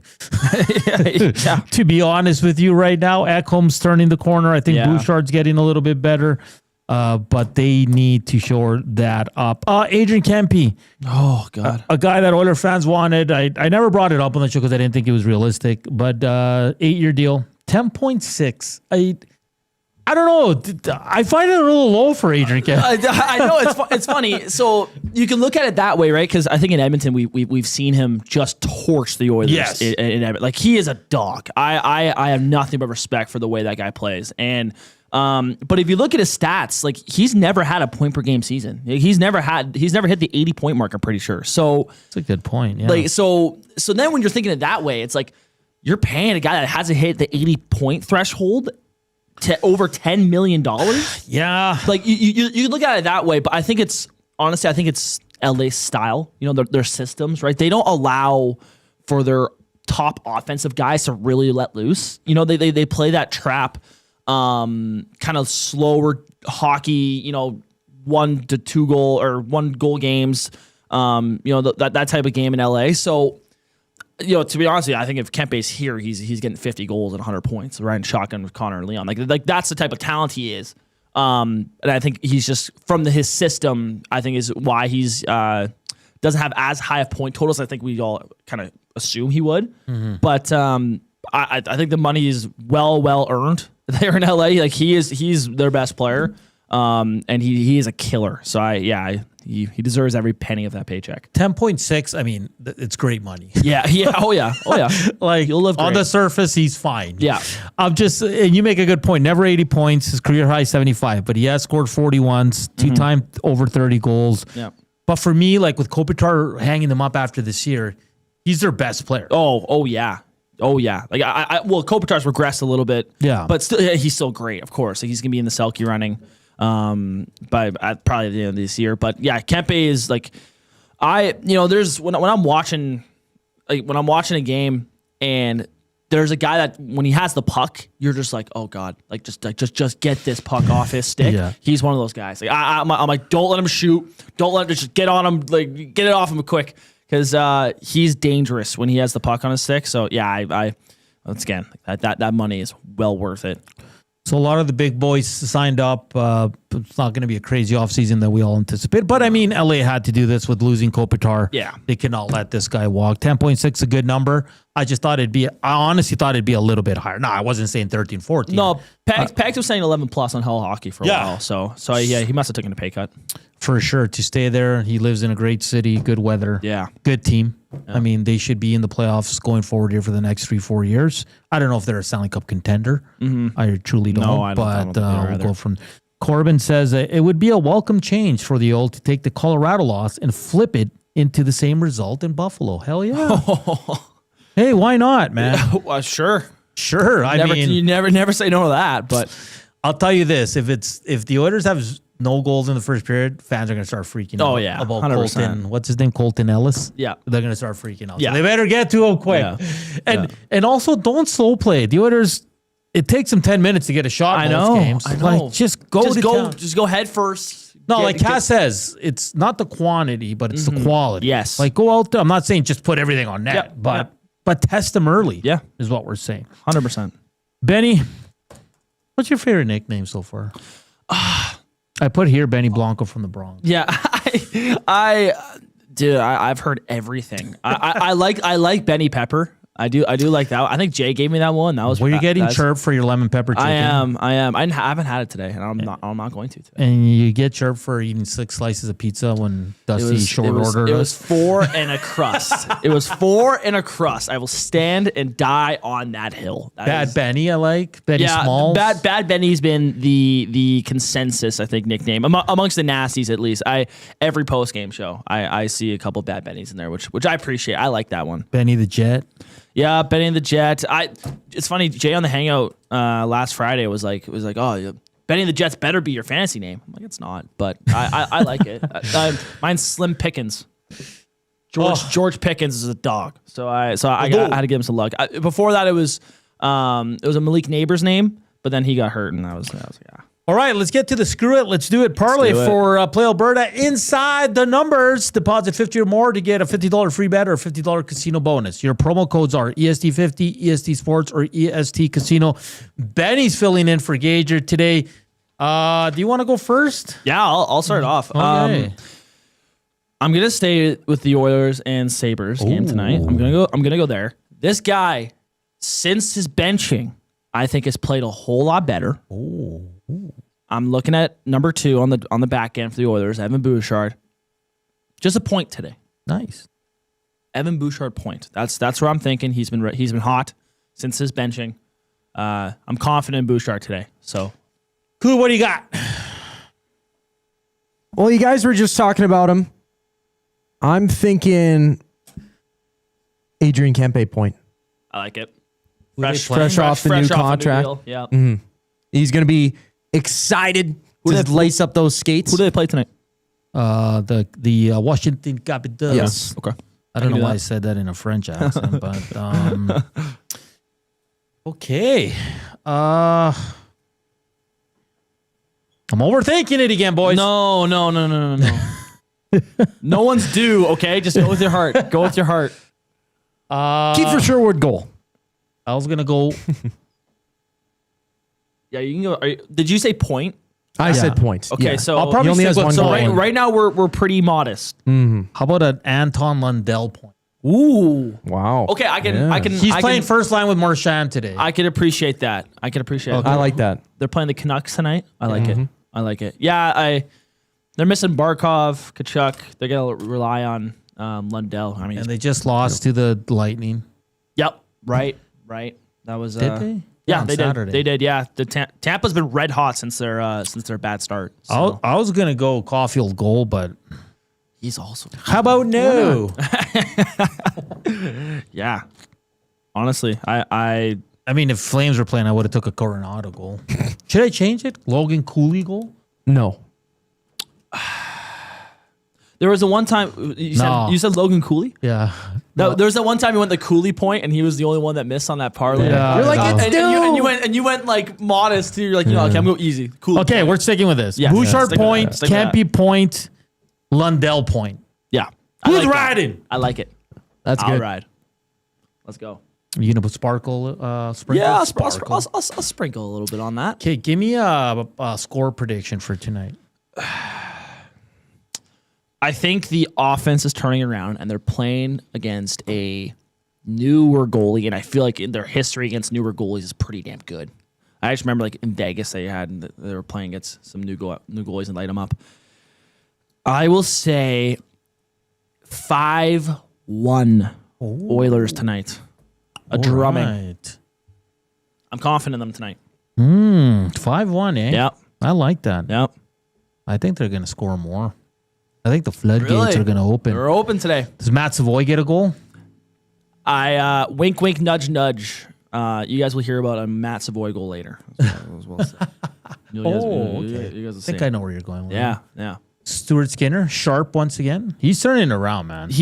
Again, since that Colorado game, there's been a lot of guys I think that are turning around. He was good in that Carolina game. He did. He held them in. He did. But like I said Friday, the sad part about this whole season for the rest of all the games remaining, every goal he gains will be the goaltending's fault.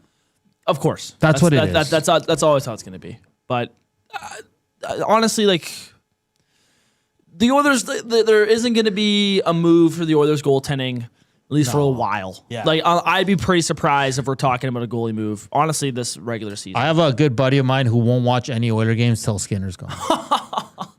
Come on. Yeah. It's not like, okay, honestly, yeah. I don't know. I don't think they're making a move for a goalie. At least deadline, I think they'll take a look, but I don't know who's going to be on the market. Well, Benny, if they do lose tonight, I pray for you and Thomas. I love the chaos. If they lose tonight, I love the chaos. It's going to be worse than the drubbing that they took to the Carolina. I mean, Colorado. Colorado, yeah. Honestly, it's just with the expectation. Colorado's a good team, so it was like, obviously everyone was mad at the Oilers, rightfully so. But Colorado's also, I think they were highest in point totals in the league this year. So I mean, they're Colorado, man. They have all the talent. Like if they lose to Buffalo tonight, yeah, it'll be a rough post game show. I'll be all for it. Gord says, I hope you guys are right, but this no-name goalie for the Sabres in Oil history reeks of a 45 save stand on his head. Oilers get goalied tonight. Ugh. Yeah, who's the last young goalie they played? Can you think of one? Have they played one this year? Jakob Dobish. They played Montebo. They played Montebo. Yeah, that's right. He cost him that game, honestly. Do you want to call Jack Reeves?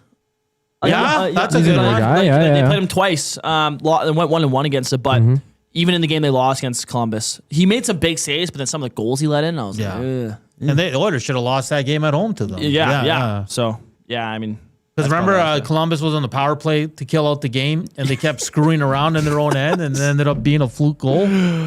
I remember I was like, what are you doing? Why are you shooting that? It was Zach Werenski that shot the puck though, so it's like how do you get mad at their best player? But yeah, you can. Yeah, you gotta hold on to that puck.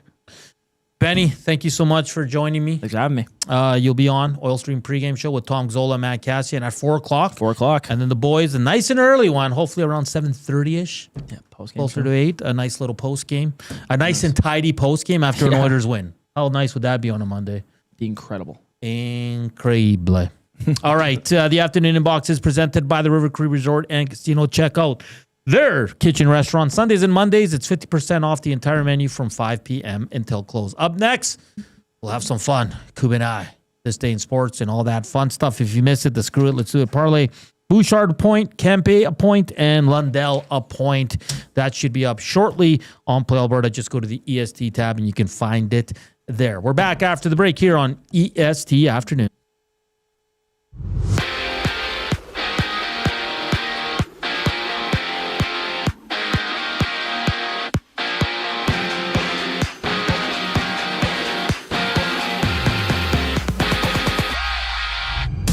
From Buffalo, it's the Oilers and Sabres. Stuart Skinner, the expected starter for Edmonton. Colton Ellis, the man for Buffalo, joined Tom Gazzola and Ben Thomson for the GCL Diesel Oil Stream pregame show. Coverage starts at 4 o'clock right here on EST. Elsewhere, the Leafs have placed Brandon Carlo on the injured reserve with a lower body injury. Toronto recalling Jacob Quillen from the Marlies in response. He has 14 points in 14 AHL games this season. Around the league, Florida plays host to Vancouver. The Kings and Capitals match up while the Ducks and Mammoth go at it. And out east, the Bombers have signed both general manager Kyle Walters and head coach Mike O'Shea to 3-year extensions. They're locked up through 2028 with both Walters and O'Shea joining the organization in 2013. On the field, Dallas visits Las Vegas. Swing by Selly Sports Bar and Lounge at Century Casino on Fort Road for 6:15 kickoff. Lieutenant Eric down there for the game. And 8 games in the association from Toronto. The Raptors battle the Hornets at 5:30 while OKC is on the road in New Orleans. This sports update is brought to you by the Capital Care Foundation. Financial support deeply affects residents at Capital Care, whether it's a one-time donation or monthly contribution. Every penny counts. Find out how you can donate at capitalcarefoundation.net. The show rolls on as we go around the world of sports. Next, I'm Zachary Kubish, and you're up to date. When you cater with Royal Pizza, you're getting the same great pizzas, pastas, and salads you love, just bigger and built for a crowd. Perfect for teams, offices, or parties, Royal Pizza's catering brings real value around $10 per person. Delicious, high quality, and easy. If you like their pastas, you'll love their catering pastas even more. Visit royalpizza.ca or contact your local store for exact pricing and details. So come on home, Royal Pizza, still making it great. What a ride it was. The Blue Jays have made our whole country proud. Sentinel Storage is honored to stand with Canada's team every step of the way. Thank you, Blue Jays. Sentinel Storage, official storage provider of the Toronto Blue Jays. The River Cree Resort and Casino features the best in live entertainment, including international U2 tribute band, Desire, November 14th. Performing decades of U2's greatest hits, it's Desire, November 14th at the River Cree. Tickets for this show and more at rivercreeresort.com. River Cree Resort and Casino. Excitement, bet on it. Running your own small business takes courage, and as it grows, so does your team. That's why Alberta Blue Cross offers health, dental, life, disability, and wellness benefits designed for small businesses. Because we know a healthy team means a thriving business. Join over 5,000 Alberta businesses who have chosen us to help their business grow and succeed. Alberta Blue Cross takes care of you and your employees, so you can take care of your business. Visit ab.bluecross.ca to find a plan that's right for you.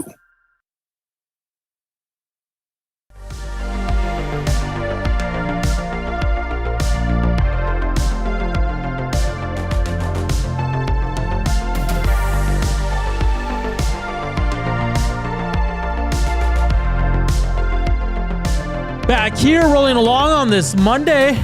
EST afternoons. Reminder, the Reed Wilkins Show with Jay Milne coming up. It'll be Jay. Coob. Reed is off as well. They'll take you right up until 4. Then they'll transition into the Oil Stream pregame show. Tom Zola, Matt Cassian, Benny Thomson. And then they'll go back to Jay Milne, Jed Roberts, and the Coob to take you home right up until 6. Tomorrow, we're live from Boston Pizza in Devon. Starting from the Lock Shop on, all the shows will be live from there.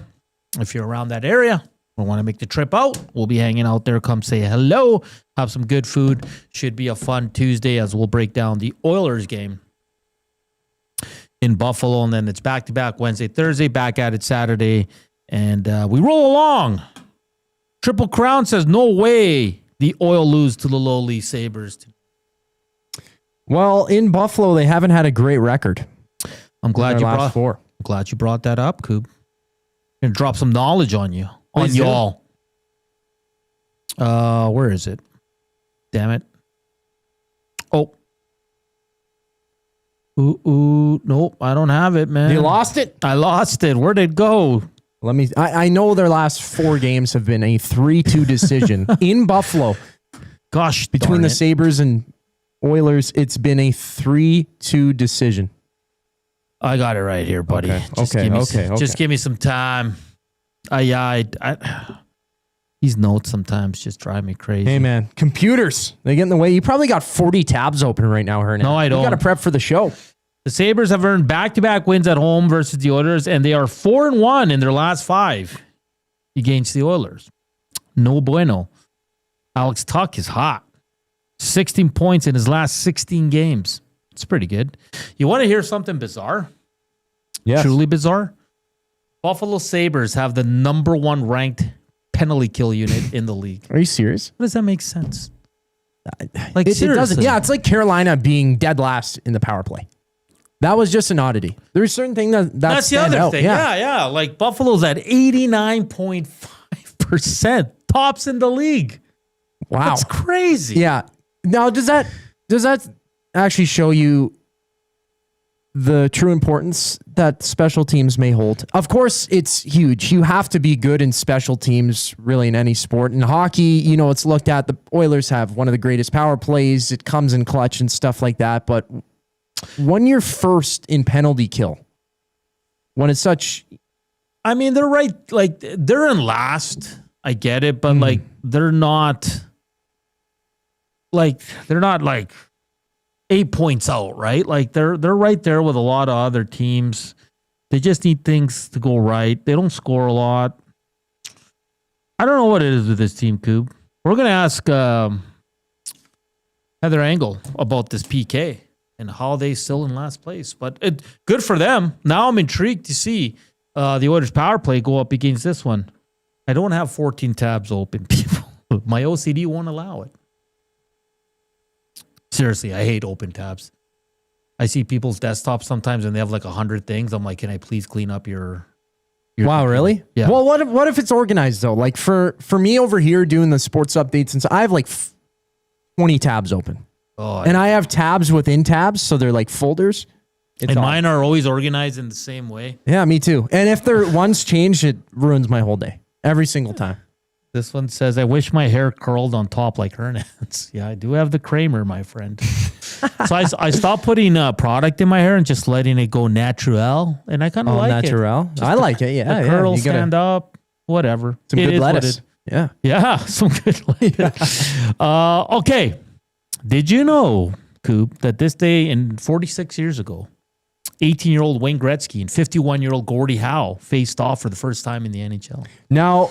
that was when Gordie Howe, he was a part of the Hartford Whalers at the time. Yeah. That's one of the most famous hockey photos of all time, I believe, is when they were facing off. The picture, you see the age of Howe at the time. He's got the gray hair. He's old, man. He played for a long time in the league. And the fact that Wayne Gretzky could play against his childhood idol, the reason that he wears... number 9. Well, he added another 9 on it, I guess. It's phenomenal to see that. That's one of the all-time photos that if I had a man cave, that would be up there. That must have been exhilarating for Wayne to play against Gordie Howe. On this day in 1997, Mario Lemieux was voted into the Hall of Fame. Today's National Butter Day. Do you like butter? Just straight up butter. It's butter day. Do you like butter or margarine?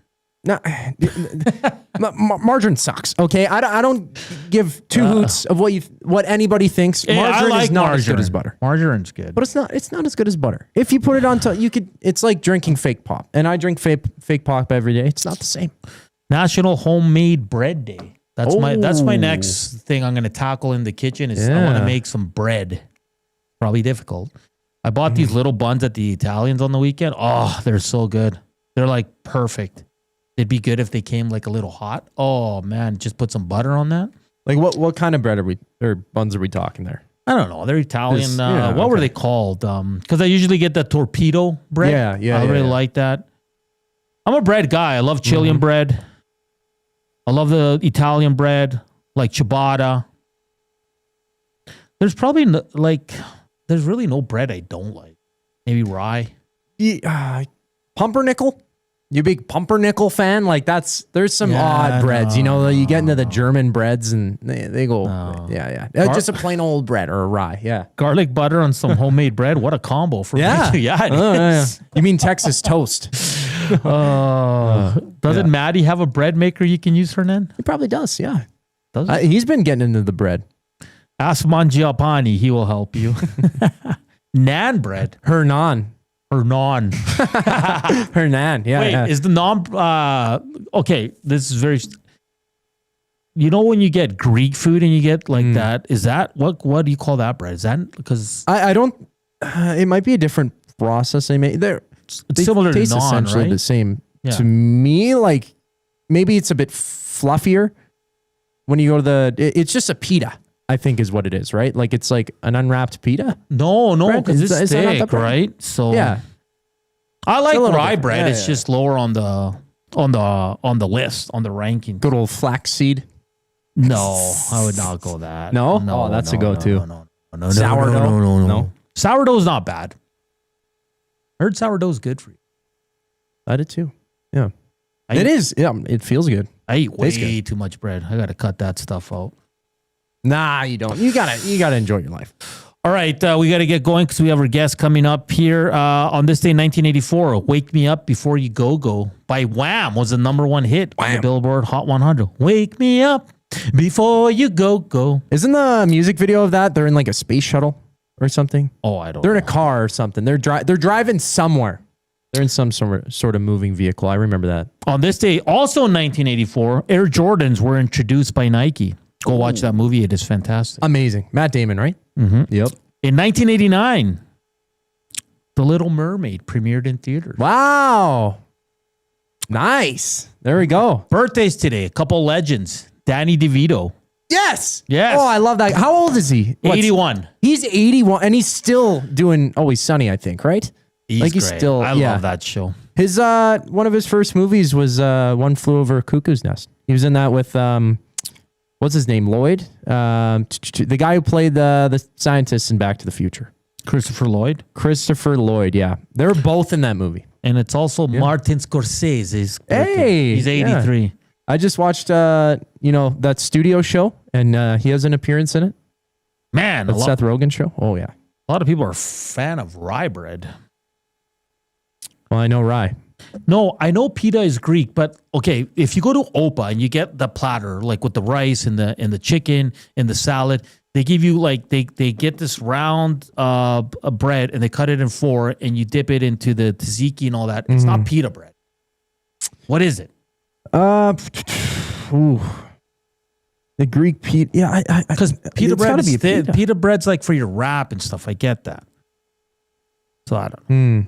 No, AI's telling me. In summary, naan has a richer, softer, and chewier texture due to its ingredients like yogurt and ghee, whereas Greek pita is leaner, denser. Yeah. So it might be similar to naan bread. Yeah. I mean, all breads are kind of a little bit similar. But they put some oil on it. Yeah, when they fry it. Yeah. It's really good. Okay. If you missed the Screw It, Let's Do It parlay, it's Bouchard Point, Kempe Point, Lundell Point. Okay. Yes, Hernan, it's still a pita, but it's not. I know what a pita looks like. It's not a pita. It's an unwrapped pita. Next time I'm at Opa, I'm going to ask, what do you guys call this? And if it is a pita, I will say I'm wrong. Maybe it is a pita. Just a different kind of pita. Van Owen, let me know, man. Seems like you're the pita expert. Okay, on the other side of the break, Heather Engel from NHL.com. Talk all things Sabres, and we still got to get to our courageous moment for the Alberta Blue Cross. Keep the messages coming. River Korean Box 780-218-9999. Slam that thumbs up and hit us up on the Nasty Chat.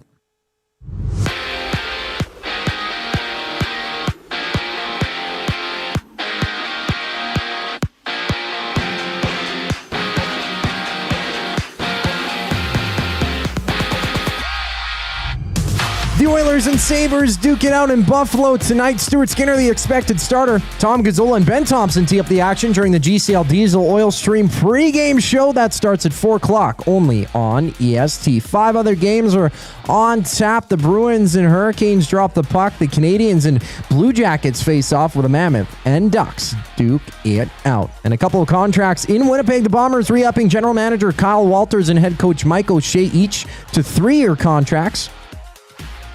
They've been with the Bombers since 2013. Monday Night Football, it's the Cowboys and Raiders kicking off. Las Vegas dropping their last 3 games. Dallas on a 2-game skid. Join Lieutenant Eric for the game down at Sally's Sports Bar and Lounge at Century Casino on Fort Road. And there's 8 games in the association. The Raptors play the Hornets. The Mavericks take on the Lynx while the Bucks and Cavaliers hit the court. We head to Buffalo next on EST Afternoons. I'm Zachary Kubish, and you're up to date. It's wing showdown time at the Canadian Brewhouse. Creamy street corn goes head-to-head with Mexican chili lime. 2 bold flavors battling for your taste buds. Grab them anytime, or just 69 cents every Wing Wednesday. The Canadian Brewhouse. Our house is your house. The River Cree Resort and Casino features the best in live entertainment, including international U2 tribute band, Desire, November 14th. Performing decades of U2's greatest hits, it's Desire, November 14th at the River Cree. Tickets for this show and more at rivercreeresort.com. River Cree Resort and Casino. Excitement, bet on it. You've heard the name, but what does it mean? For over 66 years, William Huff Advertising has supplied signage from screen printing to digital to LED with design, production, and install in-house. It's a one-stop shop for all your signage needs. Edmonton owned and operated, William Huff has been trusted by the biggest companies and teams in the City of Champions and many others across the country to do the job. If you're looking for a way to get the word out about your company or event, they are the answer. Go to www.williamhuff.com. Their results speak for themselves. Hockey is heating up, and so is the excitement on Play Alberta.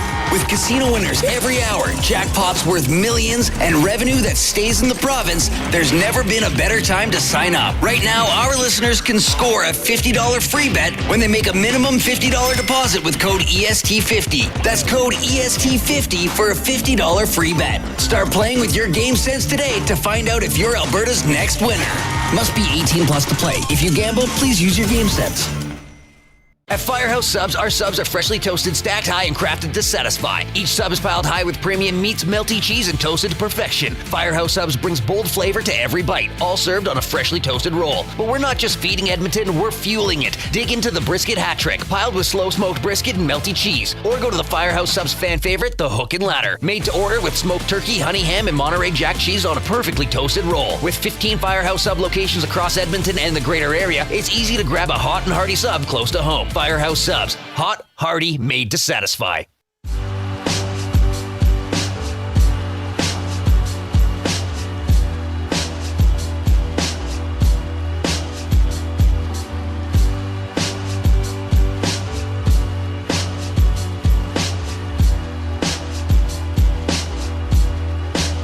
Final segment here on EST Afternoons. Edmonton Oilers game day as they're in Buffalo to take on the Sabres and to talk all thing Buffalo Sabres. We're very happy to welcome into the show Heather Engel from NHL.com covering the Sabres. Heather, how are you doing today?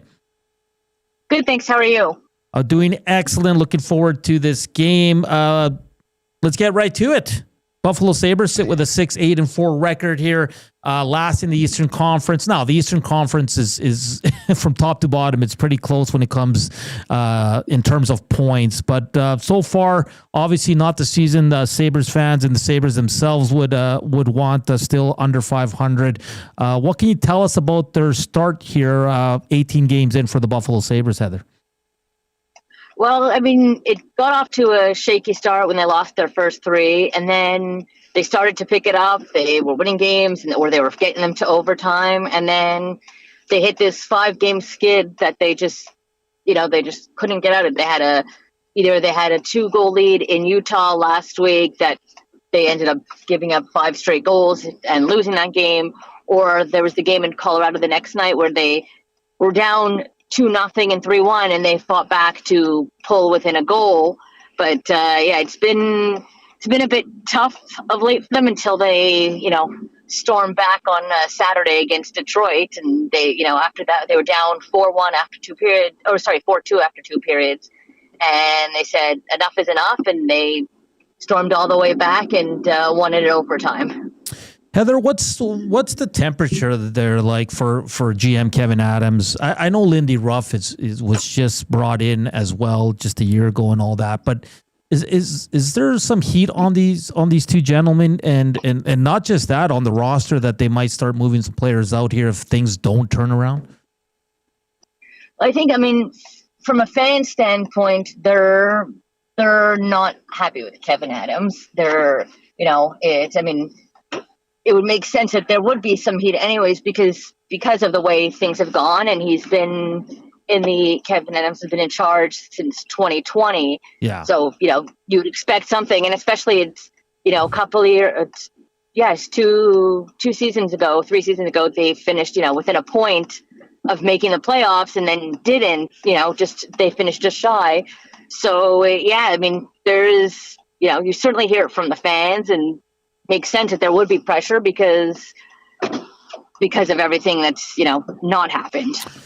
Heather Engel from NHL.com joining us here, covers the Buffalo Sabres. We were just talking with my producer before you came on, and one of the stats that stands out for us regarding the Buffalo Sabres, Heather, is they're number 1 on the PK.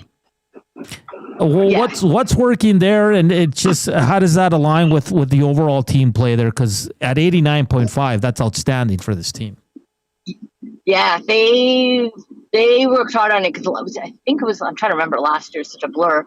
It wasn't that great last year or 2 years ago, but Lindy Ruff, he said he changed some things this year to fix their power play. Their penalty kill, and they have some high-end penalty killers in Alex Tuck and in Ryan McLeod, who have their 3, the 2 of them account for their 3 shorthanded goals so far this year, and for most of their shorthanded goals last year. So it's been that, the system changes to their penalty kill, and their and just having some, quality penalty killers, and even like Jordan Greenaway, now that he's healthy, he's back. So they've got plenty of guys that they upgraded that also with, they added Connor Timmins to, help their defensive side of the game. And they've just really focused on fixing that from what it was.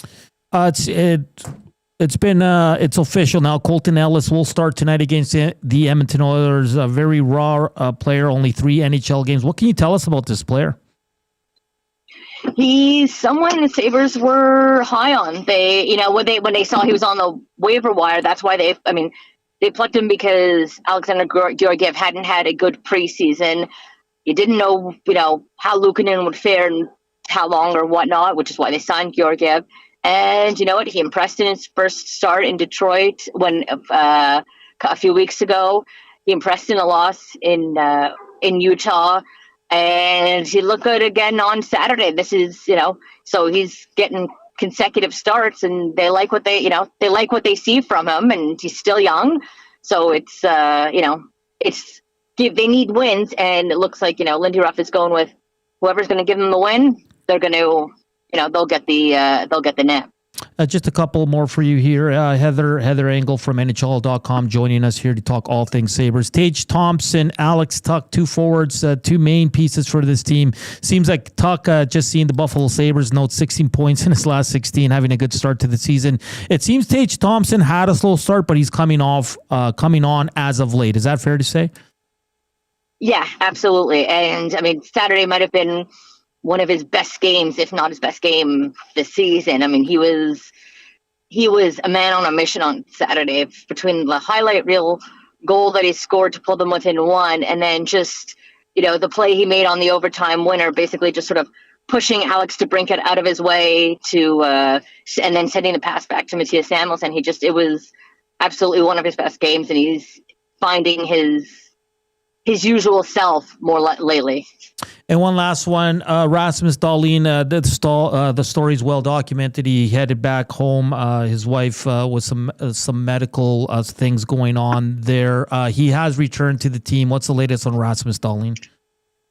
I was talking to a colleague who was in Detroit for when he came back, and he's just, you could sense there was just a sense of relief from Dahlin of just being able to be there with her, to go to some appointments and this and that, and just, because she's obviously in Sweden and recovering from a summer, she had an emergency heart transplant in the summer.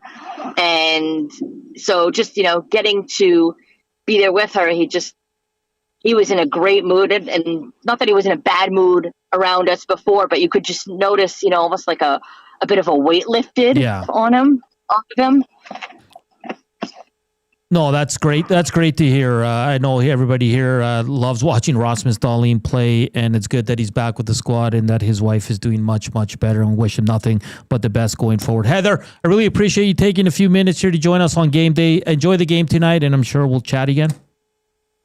Thanks for having me. All right. Heather Engel from NHL.com joining us here on EST Afternoons. Yeah, his wife, heart transplant, and recovering at home. He left for a bit. He's back with the team now. So, wish the best to the Dahlins there, and hopefully she can make a full recovery there.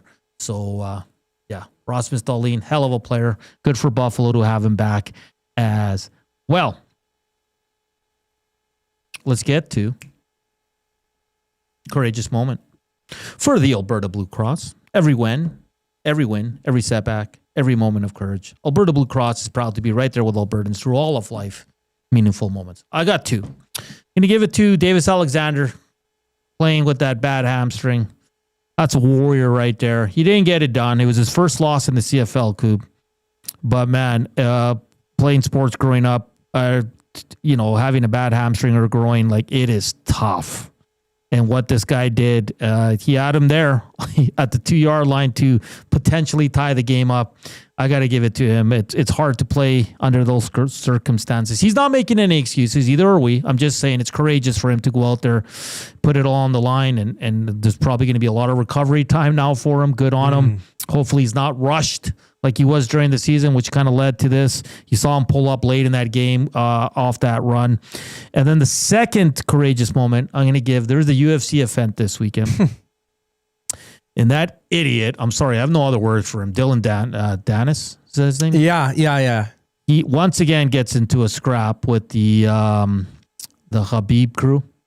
Yeah. Oh, my gosh. So I'm going to give the courageous moment to the security. Because I saw so many videos on X, and man, those guys ate some punches. They got to deal with these knuckleheads. That's courageous, man. No, some of them are big boys. They can handle themselves, but this Dylan guy, man, it's just I'm sorry. There's no other way I don't know what happened, but every time I hear about this guy, he's in a scrap or he's getting beat up. That's exactly what I hear too. And, the headlines for him used to be that he is fighting in the UFC. He used to step into the octagon. So now he's still a part of the organization, I guess. He's still around, but now he's been banned by Dana White, the CEO of finally the UFC, and he's never going to step foot into another UFC event. That, just enjoy the fights. Well, I don't know why you have to start beef for absolutely no reason. There might have been a reason, but not a right one, right? It'd be different. Settle that somewhere. It'd be different if you were No question, he's tough. Sure, but every time I see him, he's getting beat up. So maybe stop fighting. Yeah, maybe. Like maybe if I was always fighting and I was losing, no, it was. I don't know what happened, but he ate some punches, man. And he's not a very well liked fighter as well. When he would actually get paid to do it rather than just causing a scrum. Yeah, I was just like, man, and I'm glad Dana White finally said enough with this guy. He's out. Yeah. He's banned from every UFC event. Good, because that's all he does is look for fights. That's all he does. And that's the one crew I don't want to mess with, because all those guys can fight. Yeah, like what are you doing here? Why do you gotta go out of your way to try and do that? I like when the scrap started. One of the guys was trying to put him in an armbar. Like I love that. Like it's like a street. It wasn't a real. Like it's a street fight, right? And he's still putting an MMA move on him, which was pretty funny. And Dylan Dennis, or whatever his name is, he was wearing these weird shoes, man. It was pretty funny. He has an odd kind of style to him. Yeah, let's just say that, because he presents himself in a certain way as well, and it leads to certain things like that. But it's good that the UFC has put it to an end, I guess, and hopefully gets sorted out in its right way. There's that reminds me though, when Habib jumped into the crowd that one time. That was against Conor McGregor. That was, yeah. He started jumping towards his crew, and every once in a while there's some scuffles that happen. Well, but if you're gonna insult people's families, religion to a certain extent, I mean, these guys don't mess around, take that stuff seriously, and they're gonna punch you in the mouth. So if you want to do that, you got to deal with it. Well, I might.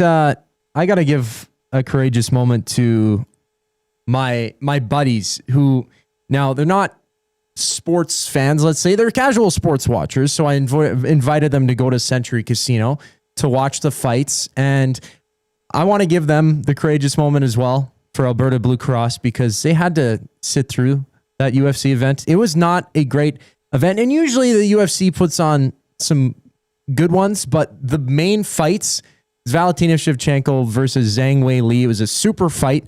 So Wei Li, former champ, stepping up to try and fight for the belt. She just gets absolutely dominated. And it's a boring fight. It's just grappling match. And it was the same thing against Islam Makhachev and JDM, who was the champ, but had the title stripped away from him. He made it look like it was easy. They don't even belong in the same weight class or anything. There was no fight really there. Yeah, I'm glad I didn't tune in and just kept watching the shows we were watching. All right, we got to get out of here.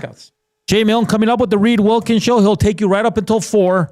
And then Tom Gazzola with the Old Stream pregame show up until 5. And then Jay will jump back on. He'll have Jed Roberts, Double E, great, with him for the final hour as well. Enjoy the game tonight.